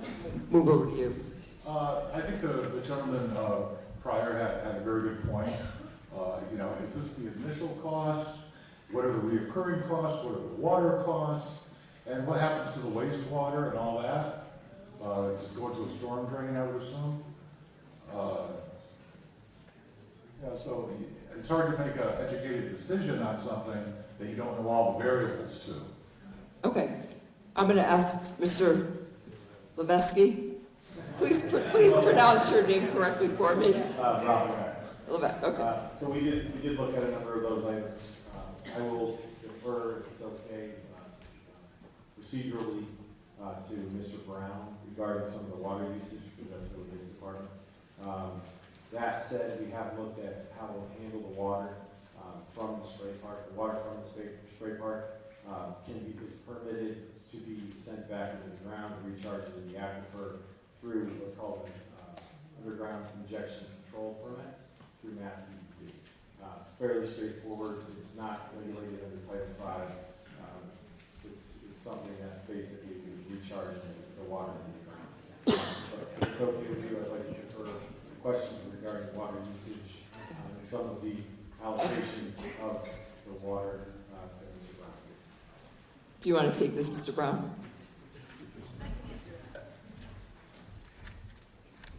Randy Brown, 95 Jackson Road, DPW Director. So, I don't know where to start. So first of all, we have a water ban, not every year, but most years. That's because it's not a town policy, it's that we're following the state's process, we're following the state's policy. We're caught up in it, and I understand other communities in the area are not, but we are, and we have to deal with that. And I say it's probably more likely we'll have a water ban again this year. Just look outside, everything's starting to dry. So the question regarding whether Wally Park can use water when we have a water ban, the question is yes, they can do that. I did ask that question to Mass DEP. They did say that water use for a spray park would be allowed under their policy, which is what we follow, and you'll be under their health provision. So I don't know if that answers your question specifically, but water could be used at the spray park, even if we're in water. Thank you. I think Cindy Sullivan just wants to finish that question. Can we just have her before we move on to the next question?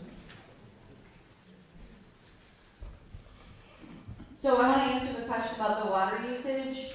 That is still an unknown. How we estimated it in the application was based on the design of 69 gallons per minute, roughly estimating how many hours it would be used. It is an annual cost of about between $15,000 and $17,000 a year. That's an estimate, and I think the Park and Rec Commission with Mr. Levesque is trying to get that as low as possible with using different flows and different systems within the spray park. So that was actually written in the application. So I want to be transparent about that. Thank you very much. Okay, now we have a question from the gentleman in the burgundy top.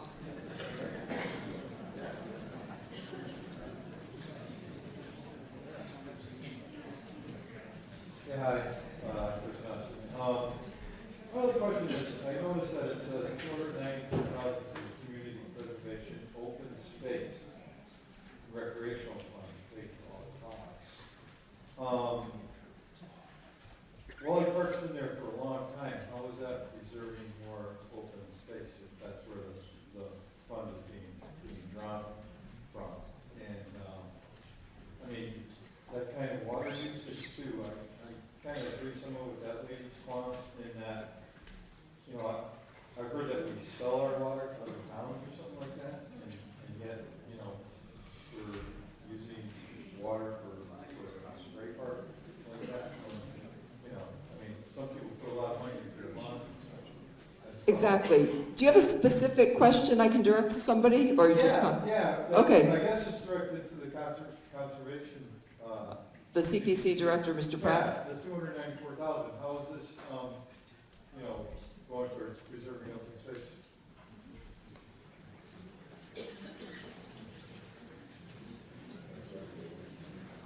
I'm going to have Mr. Pratt answer his question, and then I'm going to move to you.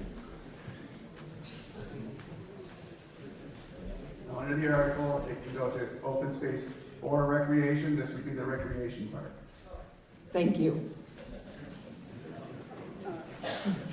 Linda Terzovich, 61 Berkshire Avenue. Just a couple thoughts. The town beach situation, we have southbound closures a lot. So to say that the south of town beach is going to be, a fill-in for a water park, I don't think that's really realistic. Every community has these water parks, everyone, all around us. So if we want to attract people to the town, we have to have the kinds of things that families want. The playground is scorching hot during the summer, and it can hardly even be used because it's so hot. So I think the cool off with the water park would help. And that's it. Thank you. Thank you. Jim Johnson, Bernardo Circle again.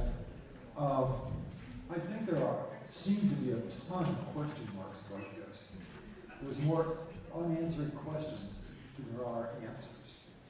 Clear answers. My question is, who's going to use it? Okay, wait, if someone wants to come up and speak next, please just don't yell. Okay.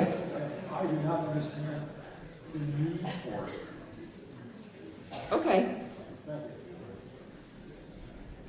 I'm going to go over here, and then we'll move back over there. Go ahead. Jessica Thornton, 352 Greenville Road. I'm in support of this article because I have those children who are going to use it. My children are both under the age of 10, and going to a town beach, it is lovely, but it is a lot of work when you're talking about mothers or parents with young children. It also can be dangerous due to drowning. So a spray park for parents of younger children is a huge benefit. My children beg me every day after school to go to Wally Park. It is one of the best features of our community. I've had my children's birthday parties there as well. And I think this would be a great addition, and I think we can trust our Community Preservation Committee and our Park and Recs Department to make sure that we keep this funding as low as possible so that we don't inconvenience everybody else in a financial way, but it is definitely a huge benefit for your younger residents who can't be here to vote tonight. Thank you. Go ahead, sir.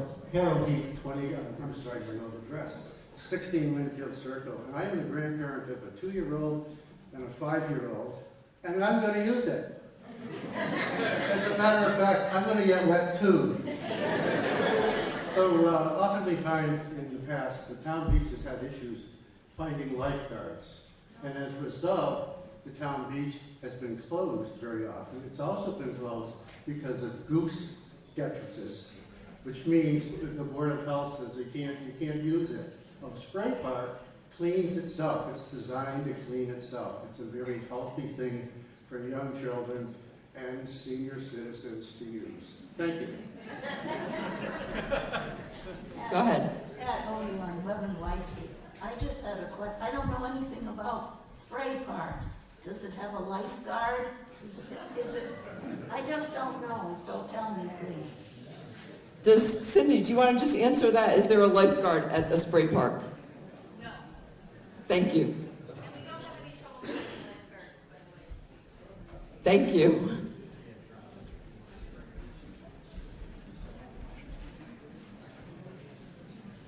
Hi, Nancy Beeman, 92 Common Law Road.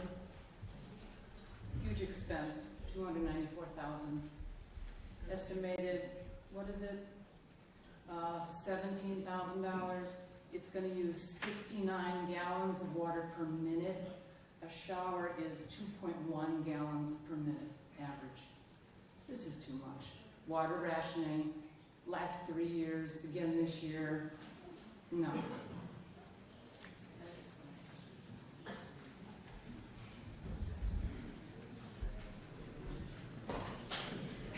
John Wally, 38 Foster Road. Two things. First thing is it's not going to have any effect on whether or not you can water your lawn. It is exempt from the limit that we have to use in all of our houses, washing our cars and everything. There's a limit to that, and because of the population, the state limit doesn't allow us to do a lot of things. But it has nothing to do with the park, the spray park, because that is exempt. And also, I'd like to move the question. I just want to, we all set? You guys, can I get a second on that? Second. All in favor of moving the question to a vote, please say aye. Aye. Is there anyone opposed? Okay. All in favor of Article 22, the Wally Spray Park, please say aye. Aye. All opposed, please say no. No.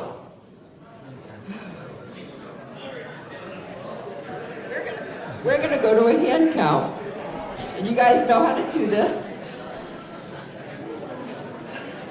I'm going to ask that you take your pink card and hold it up, and I'm going to ask my amazing counters.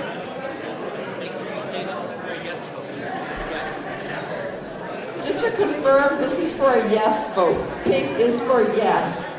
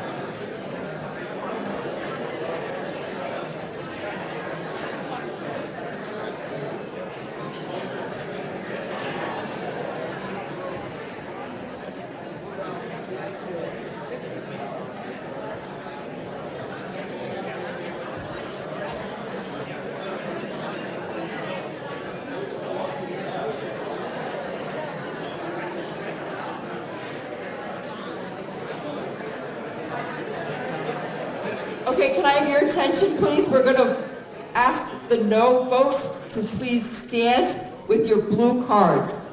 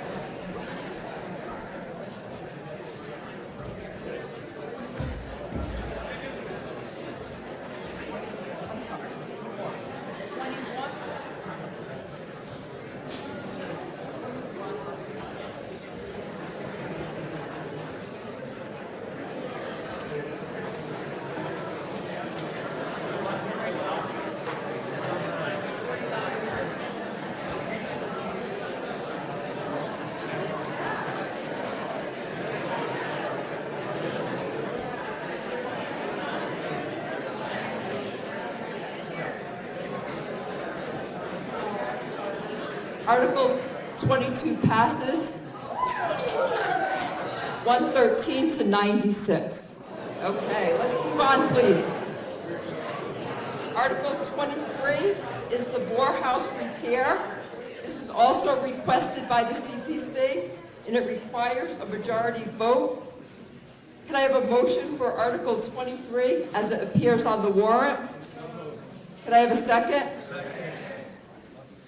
Is there anyone who'd like to speak on this article in the CPC or historical?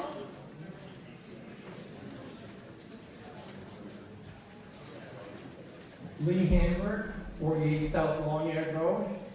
I'm on the board of directors of the South Historical Society, and we operate the Morehouse Museum, which is the only museum in town, and we we are asking for your support to preserve this important landmark and thereby keep it open to the public for public programs and exhibits. Thank you. Thank you. Are there any questions or comments on the Morehouse repair? I'm not seeing any.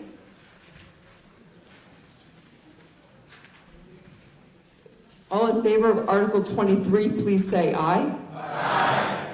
All opposed, please say no. The article passes unanimously. Article 24 is to remove hazardous tree removal from the old cemetery, and this requires a majority vote. This is also requested by the CPC, and this is from the Historical Fund. Would you like to speak on that? Is this Historical Fund as well? Did you? CPC? Okay, go. Oh, gee, I didn't see you there.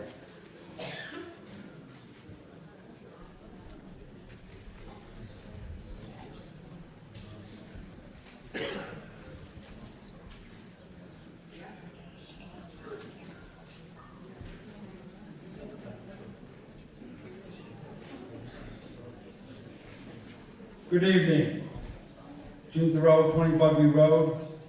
As many of you know, I've been working in the old cemetery for a number of years. We've done a lot of tremendous good work in there, and it's been due to 50 years or so of neglect. The trees that are in there are from pine cones where the grass wasn't mowed. There's invasive species in there. I've almost got killed in that cemetery. Never mind the number of trees that come down and damage monuments. So if we don't do this, we might just well forget the old cemetery, or someone might get killed. Thank you. Can I just get a motion for this article as it appears on the warrant? So moved. In a second. Okay. We got the, does anyone have any comments? Go ahead. Nancy Beeman, 92 Common Run Road.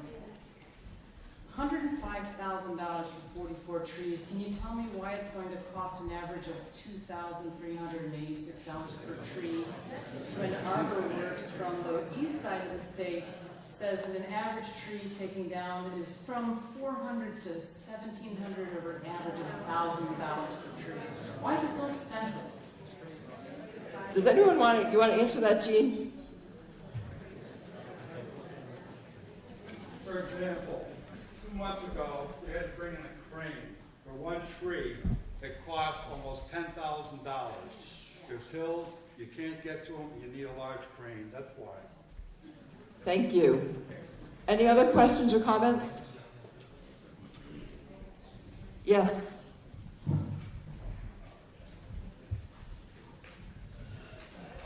To comment on that, I recently had 2 trees out of my yard, and it was $5,000 a tree, so it seems very reasonable. Thank you. That was with a crane. Are there any other questions or comments on this? I'm not seeing any, so we can move to a vote. All in favor of Article 24, please say aye. Aye. All opposed, please say no. No. I think that passes by a majority. I'm pretty confident on that one. So we're going to move on to Article 25, which is also CPC, and it also requires a majority vote. It's repair of the slate roof and cupola at the police station. Can I have a motion for Article 25 as it appears on the warrant? And may I have a second? Second. I believe this is by the CPC, but I believe Dave Sutton was going to speak a little bit on this and give a little explanation.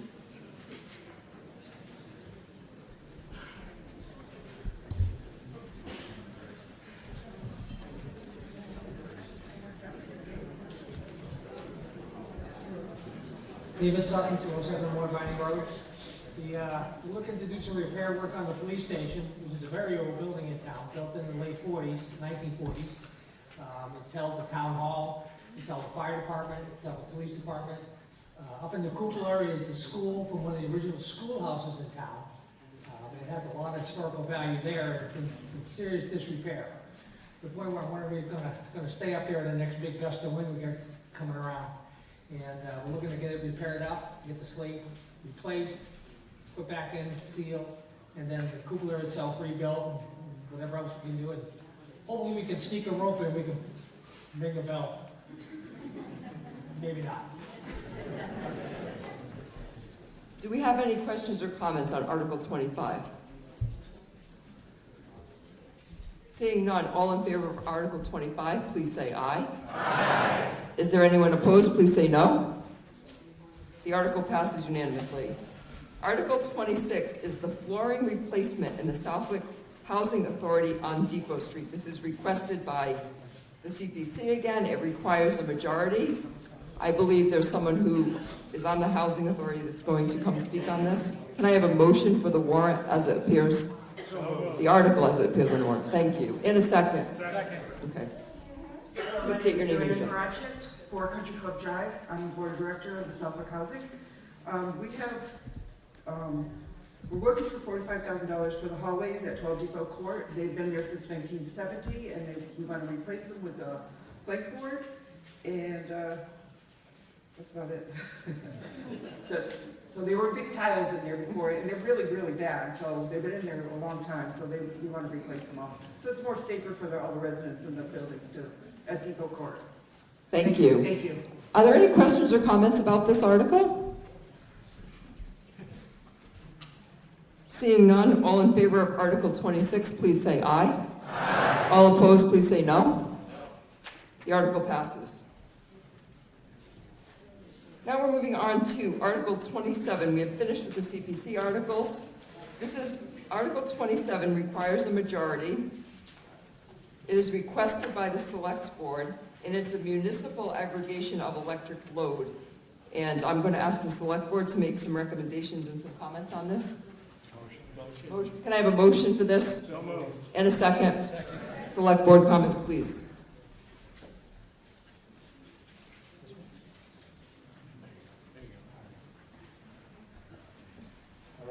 Okay, everybody. This article, what this will allow the town of Southwick to do is, to try to simplify this for folks, is basically it's a bulk purchase of electricity. It would allow the town to work out a program or a plan that would, again, have to come before you to be approved, to work with one of the several companies that are electrical aggregators. They basically shop for a lower rate than market rate. This has been going on around the state now since 1997. At our Massachusetts municipal meeting, there was a seminar on it. Marlborough was the first town to do it, and then Auburn was there as well as a representative. They've saved their residents about $7.2 million since 2015. Marlborough, since they started it in 1997, it's about $20 million. There was only 1 year and that the rates were lower, or excuse me, the market rates were lower than any of the aggregates that they accepted. This is a opt-in, opt-out program. You would, if the town were to adopt this, we would then go to the next step, which would be design a plan, which goes in front of the Department of Energy Regulation and DPU, Department of Public Utilities, has to be approved, and then it comes back to you folks. You would have to be informed of all the plans. There would be other hearings before it went again in front of town meeting to be approved. The plan would have to be approved.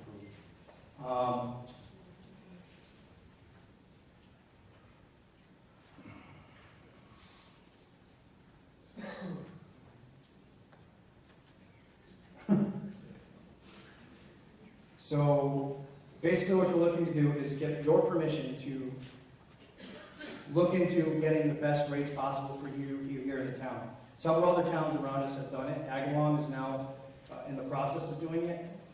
If we were to do this and opt into this program, down the road we could actually combine with other towns to get rates even lower. Again, this is an opt-in, opt-out. If we were to do this, everybody would be notified. You would have the ability to opt in at any time, as well as opt out at any time. If you do not choose either way, you would be opted in. So this is all up to you folks.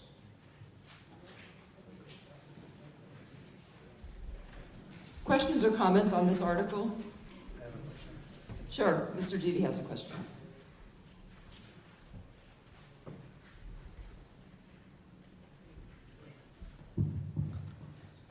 Thank you. Jody D. 258 Feeding Hills Road, Southwick. So who would design the plan, and what would it cost for us to design the plan? Since the select board brought it up, who would pay for all this? They bring it back to town meeting. Thank you. To bring it back to town meeting, we could use our own previous electrical consultant, or we could reach out to a different consultant. They would design a plan. What some towns have done when they did not enact this plan is if it was enacted, they put what they called an adder, where they took 1/10 of a cent on every penny that was aggregated through the town to actually fund the plan, so it was self-sustaining. And what would it cost through the chair, I'm sorry, to do this process? The actual cost, Mr. Judy, I do not know. I can get that for you. Thank you. Are there any other questions or comments on Article 27?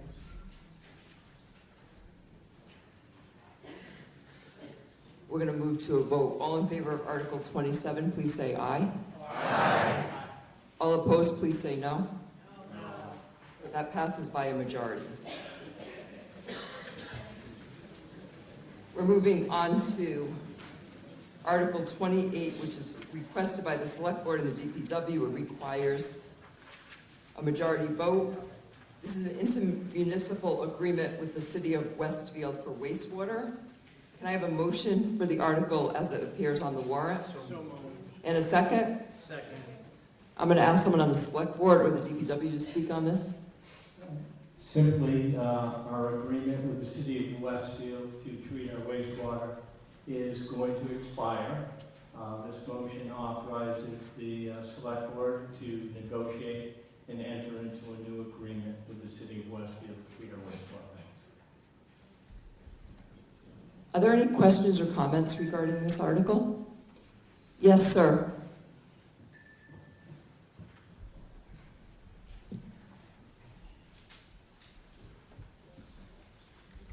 So, could you just Chris give me... I'm sorry, Bertrand. I was reading... What's your name and address, sir? I'm sorry. Christopher Nass, 117 Bertrand. Thank you. Yeah, I was reading in the paper again today that Mr. Fox said that if we enter, when we do sign this new agreement, that we would have to expect our sewer rates to increase afterwards. I mean, is there any other option for us other than re-entering the agreement? Go ahead, Mr. Fox. We don't have very many options. We signed this agreement with them and brought sewers to Southwick 25 years ago. At that time, Commonwealth of Massachusetts wouldn't let us put our own treatment facility in the town, and Westfield is the only game. And Westfield residents, their rates have gone up, so I think it's a given that our rates are going to go up. Thank you. Are there any other questions or comments about this article? All in favor of Article 28, please say aye. Aye. All opposed, please say no. The article passes unanimously. Article 29 is requested by the Select Board. It requires a majority vote. It's the acceptance of Mass General Law, Chapter 59, Section 5N. Would you like to speak on this, or would you? Can I have a motion? And a second? Do you want to speak on this, Mr. Moklin? Sure, and I'd like to recognize Mr. Thoreau as well, who championed this through to where we are right now. But this would be the adoption of Mass General Law, Chapter 59 would allow us to have veterans sign up to do work within the town and receive a lesser property tax or abatement against their property tax in exchange for their effort. This is very similar to the senior tax work-off program we have, and we'll expand it to veterans. And I'd like to recognize Gene Thoreau, who championed this through to the Select Board and brought it to this town meeting. Mr. Thoreau's going to come up and make a comment.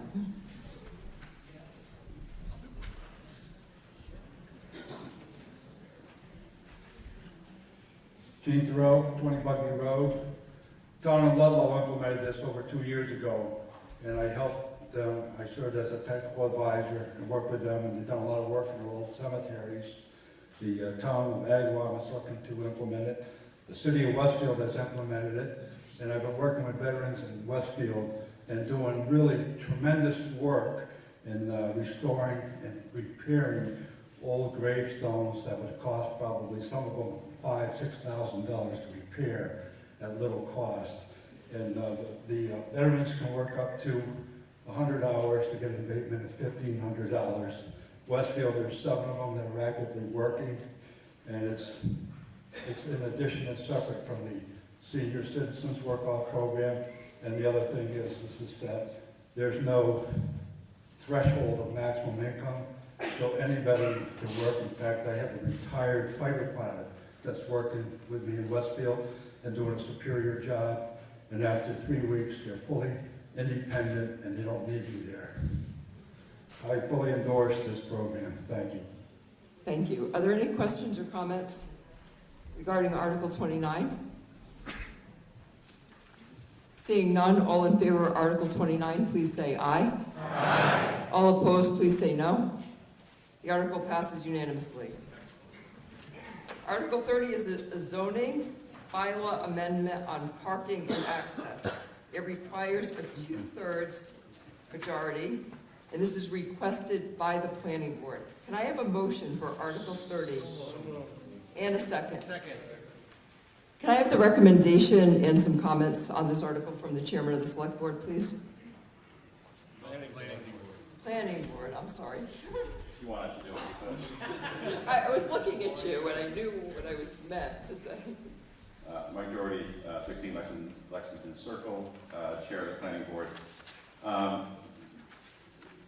give a little lengthier explanation because these are going to be the same on a couple going forward, which is it was required for the town to have an assessment of their bylaws to identify barriers to green infrastructure or low-impact development methods. There was a lengthy report prepared. We've been going through, we did it last year with some stormwater changes, regulations. This is required to be done at town meeting. We're making some tweaks to the bylaws to incorporate more green infrastructure and low-impact development methods. This is a pretty straightforward one. This simply just changes the requirement for parking surfaces that they be hard surfaced and allows for the option that they can be constructed with engineered permeable paving materials. So that's the only real change, and you'll see a few more later on. And you're recommending this? And the planning board is recommending this change. Are there any questions or comments regarding this article? All in favor of Article 30, please say aye. Aye. Any opposed, please say no. The article passes. Article 31 is the acceptance of Sawgrass Lane, and this is a majority vote, and this is requested by the select board. Can I have a motion for Article 31 as it appears on so moved? And a second? Okay, do you guys want to explain this from the select board? The acceptance of the Sawgrass? So this is a subdivision at the former Southwood Country Club, part of it that is substantially complete, and we're trying to have the town accept those ways. That means that the ways will become property of the town of Southwick, and everyone will have the right of access to them. It also includes them in our Chapter 90 money. As Mr. Dougherty can attest, it's been a long process, but it is the goal of the planning board to get, when a subdivision does come in, to get these roads accepted and to be accepted by the town, so that they're counted in Chapter 90, they're eligible for maintenance, they're eligible to be plowed, et cetera, et cetera. Thank you. Are there any questions or comments about this Article 31? Seeing none, all in favor of Article 31, please say aye. Aye. Anyone opposed, please say no. The article passes unanimously. Article 32 is a zoning bylaw on estate lots. It requires a 2/3 majority, and it is requested by the planning board. Can I have a motion to accept this article? And a second? Can I have the recommendation and some comments by the planning board, please? Got it right that time. So this is similar, same process. The difference here is this is simply dealing with the amount of impervious surface that would be allowed. It is changing, let me make sure I got the right one. Changing the width for estate lot driveways from 15 to 12 feet where justified by the planning board and accepted by the safety officer, fire chief, and DPW director. Again, this is arising out of the same review of town. This is simply just trying to reduce impervious surface, and the planning board recommends this change. Are there any questions or comments regarding this article? All in favor of Article 32, please say aye. Aye. Anyone opposed, please say no. Okay, Article 33 is also a zoning bylaw amendment about residential common driveway. It also requires a 2/3 majority, and it is also requested by the planning board. Can I have a motion? So moved. And a second? Second. And can I have the recommendation and some comments by the planning board, please? Sure. So again, you'll see the same language. This is just a separate bylaw relating to residential common driveways. It again adds in the permeable surface being allowed. It changes the width of the driveway from 15 to a potential for 12 with approval. And this is a recommendation recommended by the planning board. Are there any comments on Article 33? Questions? All in favor of Article 33, please say aye. Aye. All opposed, please say no. The article passes unanimously. We're moving on to Article 34, which is also a zoning bylaw amendment. It's off-street parking and loading. It's also requested by the planning board, and it requires a 2/3 majority. Can I have the recommendation and comments by the planning board, please? And a motion to accept the article? And a second? Thank you. So again, you'll see the same thing. This is just simply a separate bylaw. This is off-street parking and loading. And again, it just adds in the potential for using permeable paving materials in that process. The planning board recommends this bylaw amendment. Are there any questions or comments? All in favor, please say aye.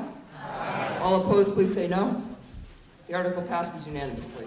Thank you, Mr. Doherty. Article 35 is a special act, elimination of appointed tax collector, town clerk, treasurer. This is requested by the select board, and it requires a majority vote. Can I have a motion as this article appears on? And a second? Second. Okay, I'm going to ask the select board to speak on this, please. They can give you a lot of explanation on this. Maybe some explanation, please. So, Southwick is, if not last, second to last town in the Commonwealth that has a town treasurer, clerk, collector in a single office. Absent a charter, that office was put in by special act. Therefore, in order to change that office, we need a special act of the legislature in order to effectively work towards splitting that office into more than one person. So therefore, this article is asking town meeting to approve for us to go and ask our legislators to put in that act and then have it voted on by the legislature and signed by the governor. Are there any questions or comments regarding this article? Seeing none, all in favor of Article 35, please say aye. Aye. All opposed, please say no. The article passes unanimously. Article 36 is the establishment of the municipal light plant for fiber, and this is requested by the High Speed Internet Committee and the Select Board, and this requires a 2/3 vote. Can I have a motion on this article? So and a second? Second. I'm going to ask the Select Board to speak on this.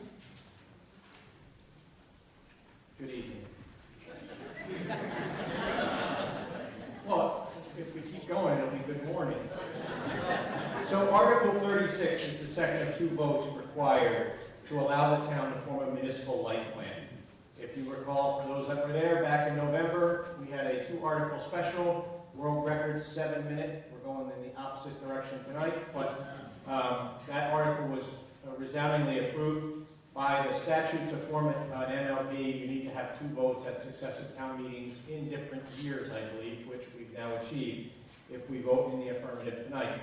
Forming a municipal light plant gives the town the ability and access to the telephone poles and rights of ways. They're not telephone poles, utility poles and rights of ways throughout the town in order to construct a municipal broadband network that would serve every business and residents in the town of Southwick. But you do need to have a positive vote at 2 town meetings. So that's the substance of this article, and then there's an article coming up which we'll talk about when we get there, if we get there. Just as an FYI, Southampton voted last week in their second vote to form an MLP. For the same purpose, this is being put in front of the voters of the town of Southwick. Thank you. So questions, comments about Article 36?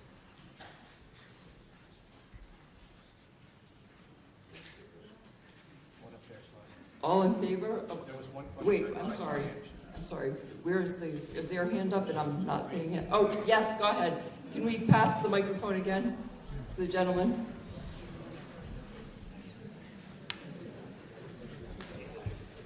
Yeah, go ahead. I see these 2 questions seem to be closely related. I was just curious as to whether or not we have the ability to vote on the next one without approving this one, or if we approve this one, we can vote negatively on the second one. I'm a little confused. Yes, that's correct. That's correct. So, what was the answer? So, if we vote to approve Article 36, we will make a motion a second, and we will then get the recommendation from the Finance Committee and take a vote on that. We have to vote on them separately. Okay. Does that make sense? Yeah. Okay. I guess. I'll walk you through it, however this vote goes, okay? So Article 36, and are there any other comments? Yes, in the back. Do you guys want to just maybe pass the microphone back? Chris Campbell, Canada Road, Southwick. Are we all required to hook up to this network once it's in? How does that work? Absolutely not. Okay.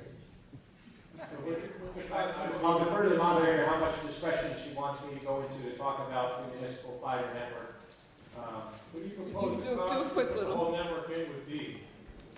I'm sorry, sir? What would the cost of the completed network be approximately? Yeah, that's probably better discussed at the next article. But I can just, the preliminary estimates, we have not finished the work on the engineering and design because we don't have permission from the town to form an MLP, so therefore we were not willing to expend funds until we had at least that authorization. The preliminary estimate is around $9 million. Okay. Well, I've been in this town for almost 50 years, and I'd like to see sewers put in before. Okay. But that's just me. Yeah, we need to just keep your questions. Okay, we're good. Okay, does anyone else want to comment on this? Yes. Robert Boyd, 44 Bugby Road. If this is vote yes, does that obligate the town to create a municipal light, or does it only open the door to allow? We don't have to do it, no. Thank you.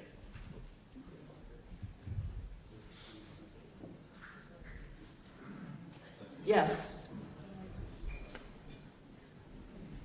Hi, Ian Cresswell, 7 Clinton Drive. I work from home, used to own a business here in town, sold it to a company in Chicago years ago. And essentially, we have no competition whatsoever for internet in the town of Southwick. My internet costs about $155 a month for the pleasure, and it's mediocre at best. I support this. I actually threw my hat in the ring to get involved with the subcommittee on this solely because I need it. And to compete for business and so forth, we need it. We need it as a community. Thank you. Thank you. Is there anyone else before we take the vote? Okay. All in favor of Article 36, please say aye. Aye. All opposed, please say no. I believe that passes, and I'm pretty confident that passes by 2/3. We're going to move on to Article 37. Article 37 also requires a 2/3 vote, and it is a borrowing authorization for the fiber optic broadband. This is requested by the Select Board, and I'm going to ask the Finance Committee to make the motion and the recommendation. The Finance Committee recommends that the town vote Article 37 as written in the warrant. The Finance Committee makes a motion that the town appropriates $3 million to pay costs for the design, construction, installation, and startup of a fiber optic broadband network, including the payment of all costs incidental or related thereto. Such project to be carried out by the town's municipal light plant. And that to meet this appropriation, the treasurer, with the approval of the selectmen, is authorized to borrow said amount under the pursuant to Chapter 44, Section 8, Subsection 8 of the general laws, or pursuant to any other enabling authority, and to issue bonds or notes of the town therefore. Any appropriate officials of the town are authorized to undertake any and all activities necessary or convenient to carry out the purpose of this vote.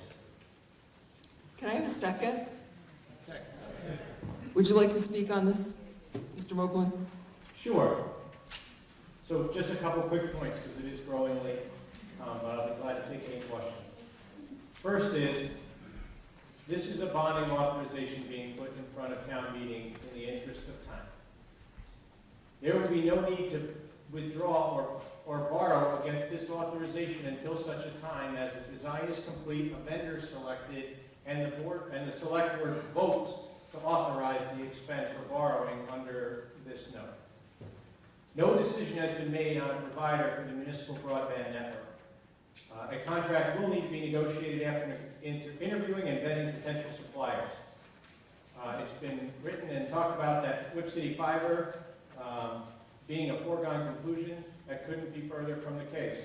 We have a great partnership with the city of Westfield. We do a lot of things together. They also torture us on sewer rates and other stuff.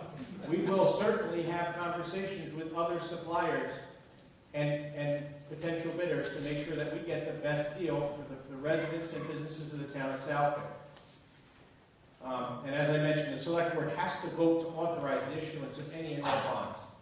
The overall plan is to have the municipal light plant operate as an enterprise fund, similar to how the water enterprise fund works today. There was a question on that this evening. Water users pay for all capital improvements and maintenance of the water system. Once the municipal fiber is up and running, it is expected that the municipal fiber will service its own debt. Right? There'll be a rate that we pay to the provider and a rate charged to the subscriber, and the delta services the debt and the interest and principal repayment. The high-speed internet subcommittee, I want to thank everyone that's been involved in this subcommittee and come out. I'm proud of the fact that on that subcommittee, every single member on the original part of that committee had never been on a board or commission in the town of Southwick, but just had a common interest in wanting to see this done. And just as another note, Comcast had approximately 2,800 subscribers at the end of 2021 and about 3,000 at the end of 2018. So just when you're looking at a take rate, of course, not every Comcast subscriber will opt in for Southwick Municipal Fiber. Some percentage will opt to take it instead of Comcast. Some will opt to keep it along with Comcast. Westfield's take rate, when they first came in with their Whip City Fiber, was around 25% of households that already had Comcast service at a residence. So that's just a go-by. There is a lot of work to be done. The design has to be finished, vendors need to be vetted and selected, but I asked the select board to leverage the $900,000 in ARPA money that was allocated to this project and to put a bonding authorization onto the warrant this year. In case we are successful in moving things ahead and moving forward, we would already have the authorization in place to borrow money to begin construction, instead of waiting to come back to potentially as long as a year from tonight. Thank you. Are there any questions and comments on Article 37?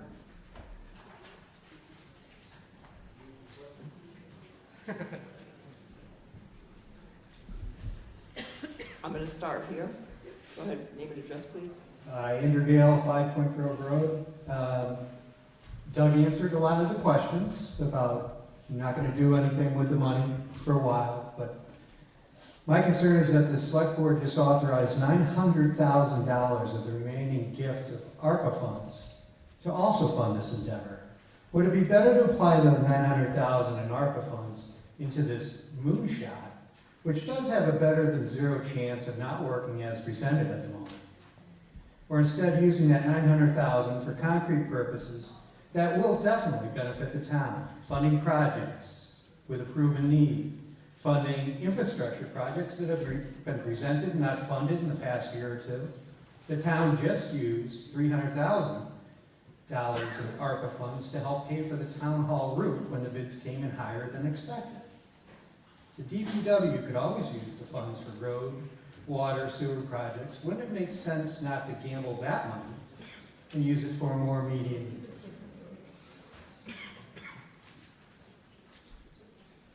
Joanne Haracek, 4 Country Club Drive. I belong to the board of director of the housing, and they just cut the Comcast for all the people that live in the Southwick housing. So now they have to pay full price. Actually, they get a 10% discount, that's it. On top of it, I have my 86-year-old father with me, who has a pacemaker, who has to have the internet to keep his machine going. Plus, he has to watch his westerns, and so my cable bill has gone from $200 to almost $280. And it's mostly because of my father. We have a landline too on top of it because of the pacemaker. So I approve this completely, 100%. Thank you. Gentleman with the burgundy shirt, and then the woman sitting next to him. Yeah, I noticed that people, like this gentleman said that he's paying $155 a month for the privilege of contact. I only pay $117. The reason why I asked the question about 36 or 37, I wanted to raise the issue of what savings potential are there for like monthly subscribers to this service. I mean, I don't know what Westfield gets for their Whip City fiber, but you know, what would be the average subscription rate for customers? And the other big concern for me is like, I heard borrowing again. You know, $3 million. Last time we brought up borrowing, you said it's a budgetary device you use, and from year to year, you use one debt to finance the other debt the next year. Well, then I just heard you basically about the $9 million number. I, probably like a lot of people in the auditorium right now, had something in the mail delivered to them saying, you know, read the fine print on this proposal. It'll probably lead to higher taxes down the line ultimately. Could you address that, Mr. Moblin, and let us know what you think the potential for future higher taxes might be? And what the subscription rates, you know, what kind of savings would you generate by this $9 million project? Sure, I'll try to do it as briefly as possible. So the rate has not been set yet on what we would charge customers, but my guess it'll be somewhere similar around what Whip City Fiber does in other communities and other broadband providers fiber providers charge in other communities, which is around $70 a month. I've been very careful and very purposeful. I have been in the audience too many times to say, oh, this is going to be a huge moneymaker, or it's just a cup of coffee a day. I will never say that. Mr. Gale, I can't guarantee anyone that this will be 100% success. I can only go by what's happened around us and in other communities that have implemented Unifiber.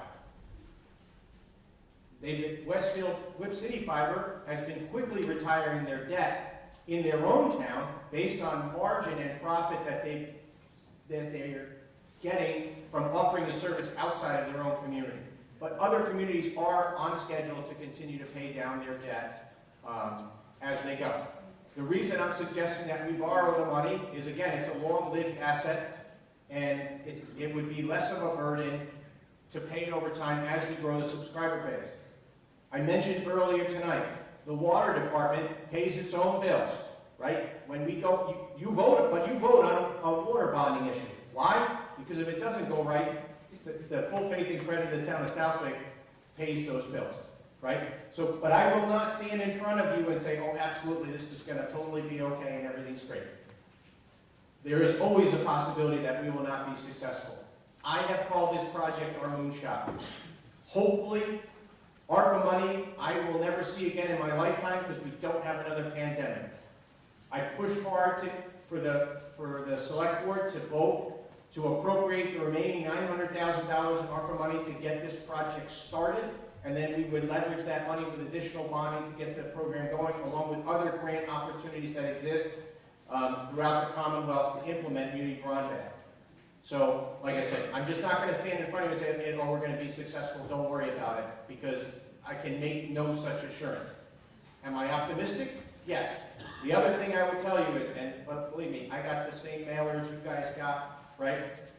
The case studies that they always talk about where they don't do well is always they try to provide television programming. We have no interest in doing that. Right? The big guys have already bought and own the content. We're going to provide you an IP address. If you want to go get Netflix or Hulu or whatever, that's your own business. We are just strictly providing high-speed internet in the town of Southwick if we're successful in contracting and launching this project. So if we vote Well, yes. can we just let some of the other people up here, we can come back to you, but I was just asking if we voted yes. yeah, we'll come back to it if your question's not answered. I just want to give some other people a chance. Did you have a question, the woman in the cream colored shirt? Please go ahead. Barbara Gallagher, 4 Deer Run. So I'm going to preface my comments with saying that I'm not a Comcast lover because of the price. But the service, the internet, if it's bundled, it doesn't cost anywhere near as much as it says. In addition to that, even if we were paying just $70 or even $80 with this new plan, who's paying the $3, $4, $5 million? The taxpayers on a loan. It's like pie in the sky. That's my opinion. I'm going to go over here. Michael McMahon, 30 Long Lane. From everything they've said tonight and everything we've actually read in the newspaper, not flyers from the company that doesn't want to lose customers, it's voluntary on the part of the user. You can subscribe to Comcast, you can put a dish on the roof of your house, you can do whatever you want to. But with fiber, be it from Whip City Fiber or there are other vendors out there, whoever gets the contract. The reality is, if you look at Western Mass or Connecticut, other companies that provide internet service charge about $20 or $25 a month less than Comcast charges. Comcast charges me $87 a month. By the way, if you look at Whip City Fiber, which is City of Westfield, they can provide telephone service for $25 or $30 a month less than some of you are paying Verizon if you still have a landline. So there are options. The town is looking at different ways. I have nothing to do with Comcast or Whip City Fiber. I'm not employed by anyone. I don't know anyone who works for these companies. All we're saying is look at the opportunities, look at the thing. It's the same as garbage collectors. Look in the yellow pages if you can find the yellow pages, or go to the transfer station. The decisions are up to you. Thank you. Thank you. Jim Johnson, Glenado Circle. I'm in support of this. The internet in this town is terrible. I mean, it goes up and down like a yo-yo. Plus, if we want to attract businesses here, the kind of internet we have here just isn't going to work. It's not just a residential problem, it's growing our tax base. And we just need high-speed internet here, and this is the way to get it. Thank you. I believe we have one more comment.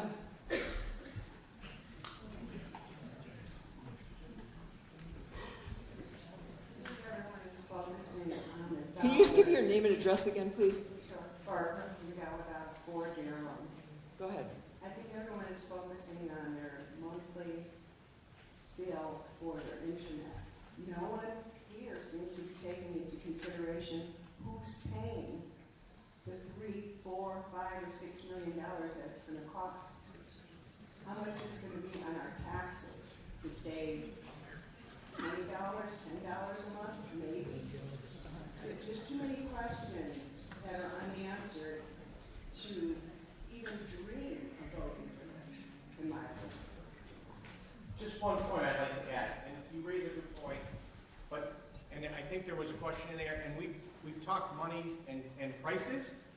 Remember, or just to know, is the price that is going to be charged by the Muni Fiber organization, that's not the amount that you pay to your provider. The delta between what you pay to the provider and what you charge your customer, okay, is where you get the money to pay back the principal and interest.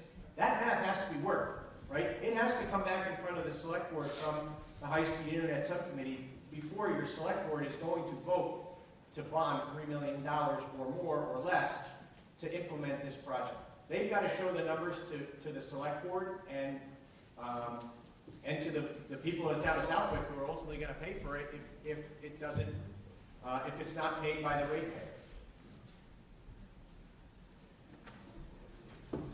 Barbara Neal, again, 401, this will be my last statement, but I think a good analogy is if you were to buy a gallon of milk at the little convenience store for a small person versus Walmart, where do you pay less?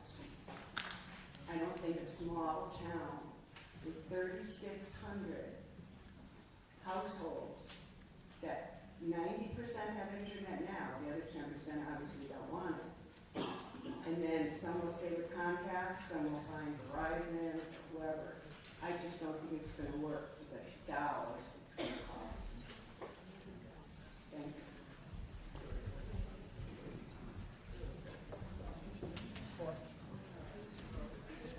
Yes, go ahead. We actually, okay, hold on one second. Actually, you go okay? Okay, that's fine. Go ahead, sir. What's the time frame for completion? Can I just have your name and address, please? Throughout the whole town? Can I have your name and address, please? I said it, so I'll say it again. I'm sorry, I didn't hear you. Greg Gomes, 104 Mining Road. Thank you. Go ahead with your question. What's the completed time frame where I could probably see it up where I live, up in North Mining Road or in the outskirts of the town? Are we talking a year, 2 years, 5 years, 10 years? Yes. No, and I apologize. Sir, it's really going to depend on the build-out schedule, which we haven't picked a provider yet or finished our design. I will tell you, there is internet already along the rail trail, so we're able to get off the rail trail and provide service, potentially provide service to those neighborhoods that abut the rail trail or nearby. We also have service cut in along Depot Street, because we're leveraging that service to support our regional dispatch initiative.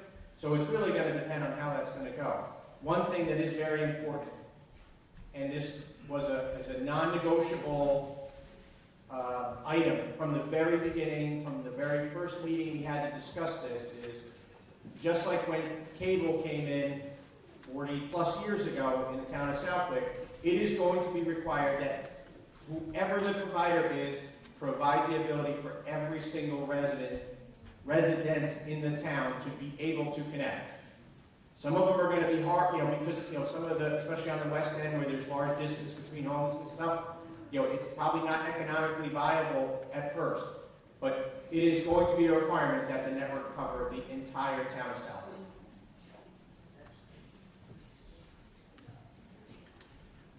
Thank you.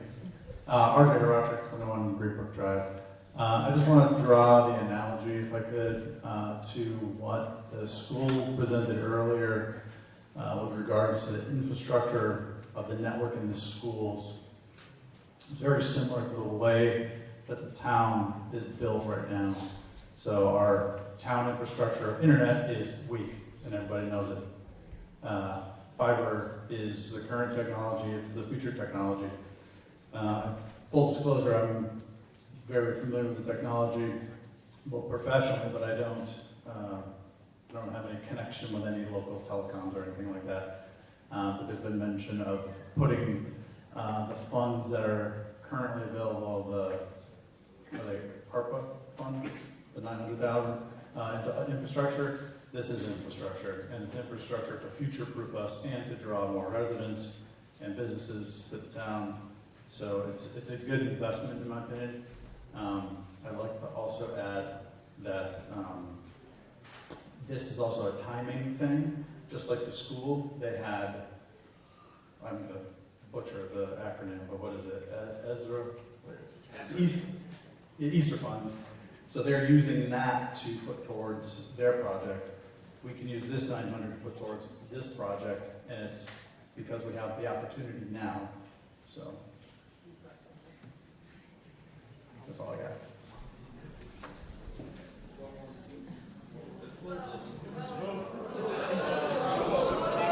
Does someone want to make a motion to move to a vote? In a second. All in favor of moving to a vote, say aye. Aye. All opposed, say no. Okay, we're going to move to a vote. This is the borrowing authorization, Article 37, and it does require a 2/3 majority. All in favor of Article 37, please say aye. Aye. All opposed, please say no. No. The article passes. Our last article, Article 38, is the time of the annual town meeting. This requires a majority. This is requested by the select board and the moderator. I'm just going to tell you what this article does. It gives us a little bit of flexibility with the start. Currently, our bylaw requires we start the annual town meeting at 7 o'clock. We'd like to have a little bit of flexibility, so we can move the time a little bit earlier, but we would never go earlier than 5:30. Does the select board have any comments? Yeah, when we put the warrant together for town meeting, what better time to discuss moving up or changing the start time of the town meeting at 5:11. So what this does is allows the select board some flexibility in setting the start time of the annual town meeting. And we did put some gates around it, so, you know, for those that were thinking the select board would somehow convene a town meeting at 2 o'clock in the morning on a Saturday, right? It's very clear in the bylaw what time the earliest that the meeting could start. But, so there you go. So can I have a motion for this article? A second? Are there any comments on this? Yes. I'm sorry, was there a yes? No. We're going to vote, so we can vote. All in favor of Article 38, please say aye. Aye. Anyone opposed, please say no. Thank you. Now I would like, that article passed unanimously, and I would like a motion to conclude the... So moved. And a second. All in favor, say aye. Aye. Anyone opposed? Thank you guys. Thank you so much for sticking it out. I'm glad we got it done in one night.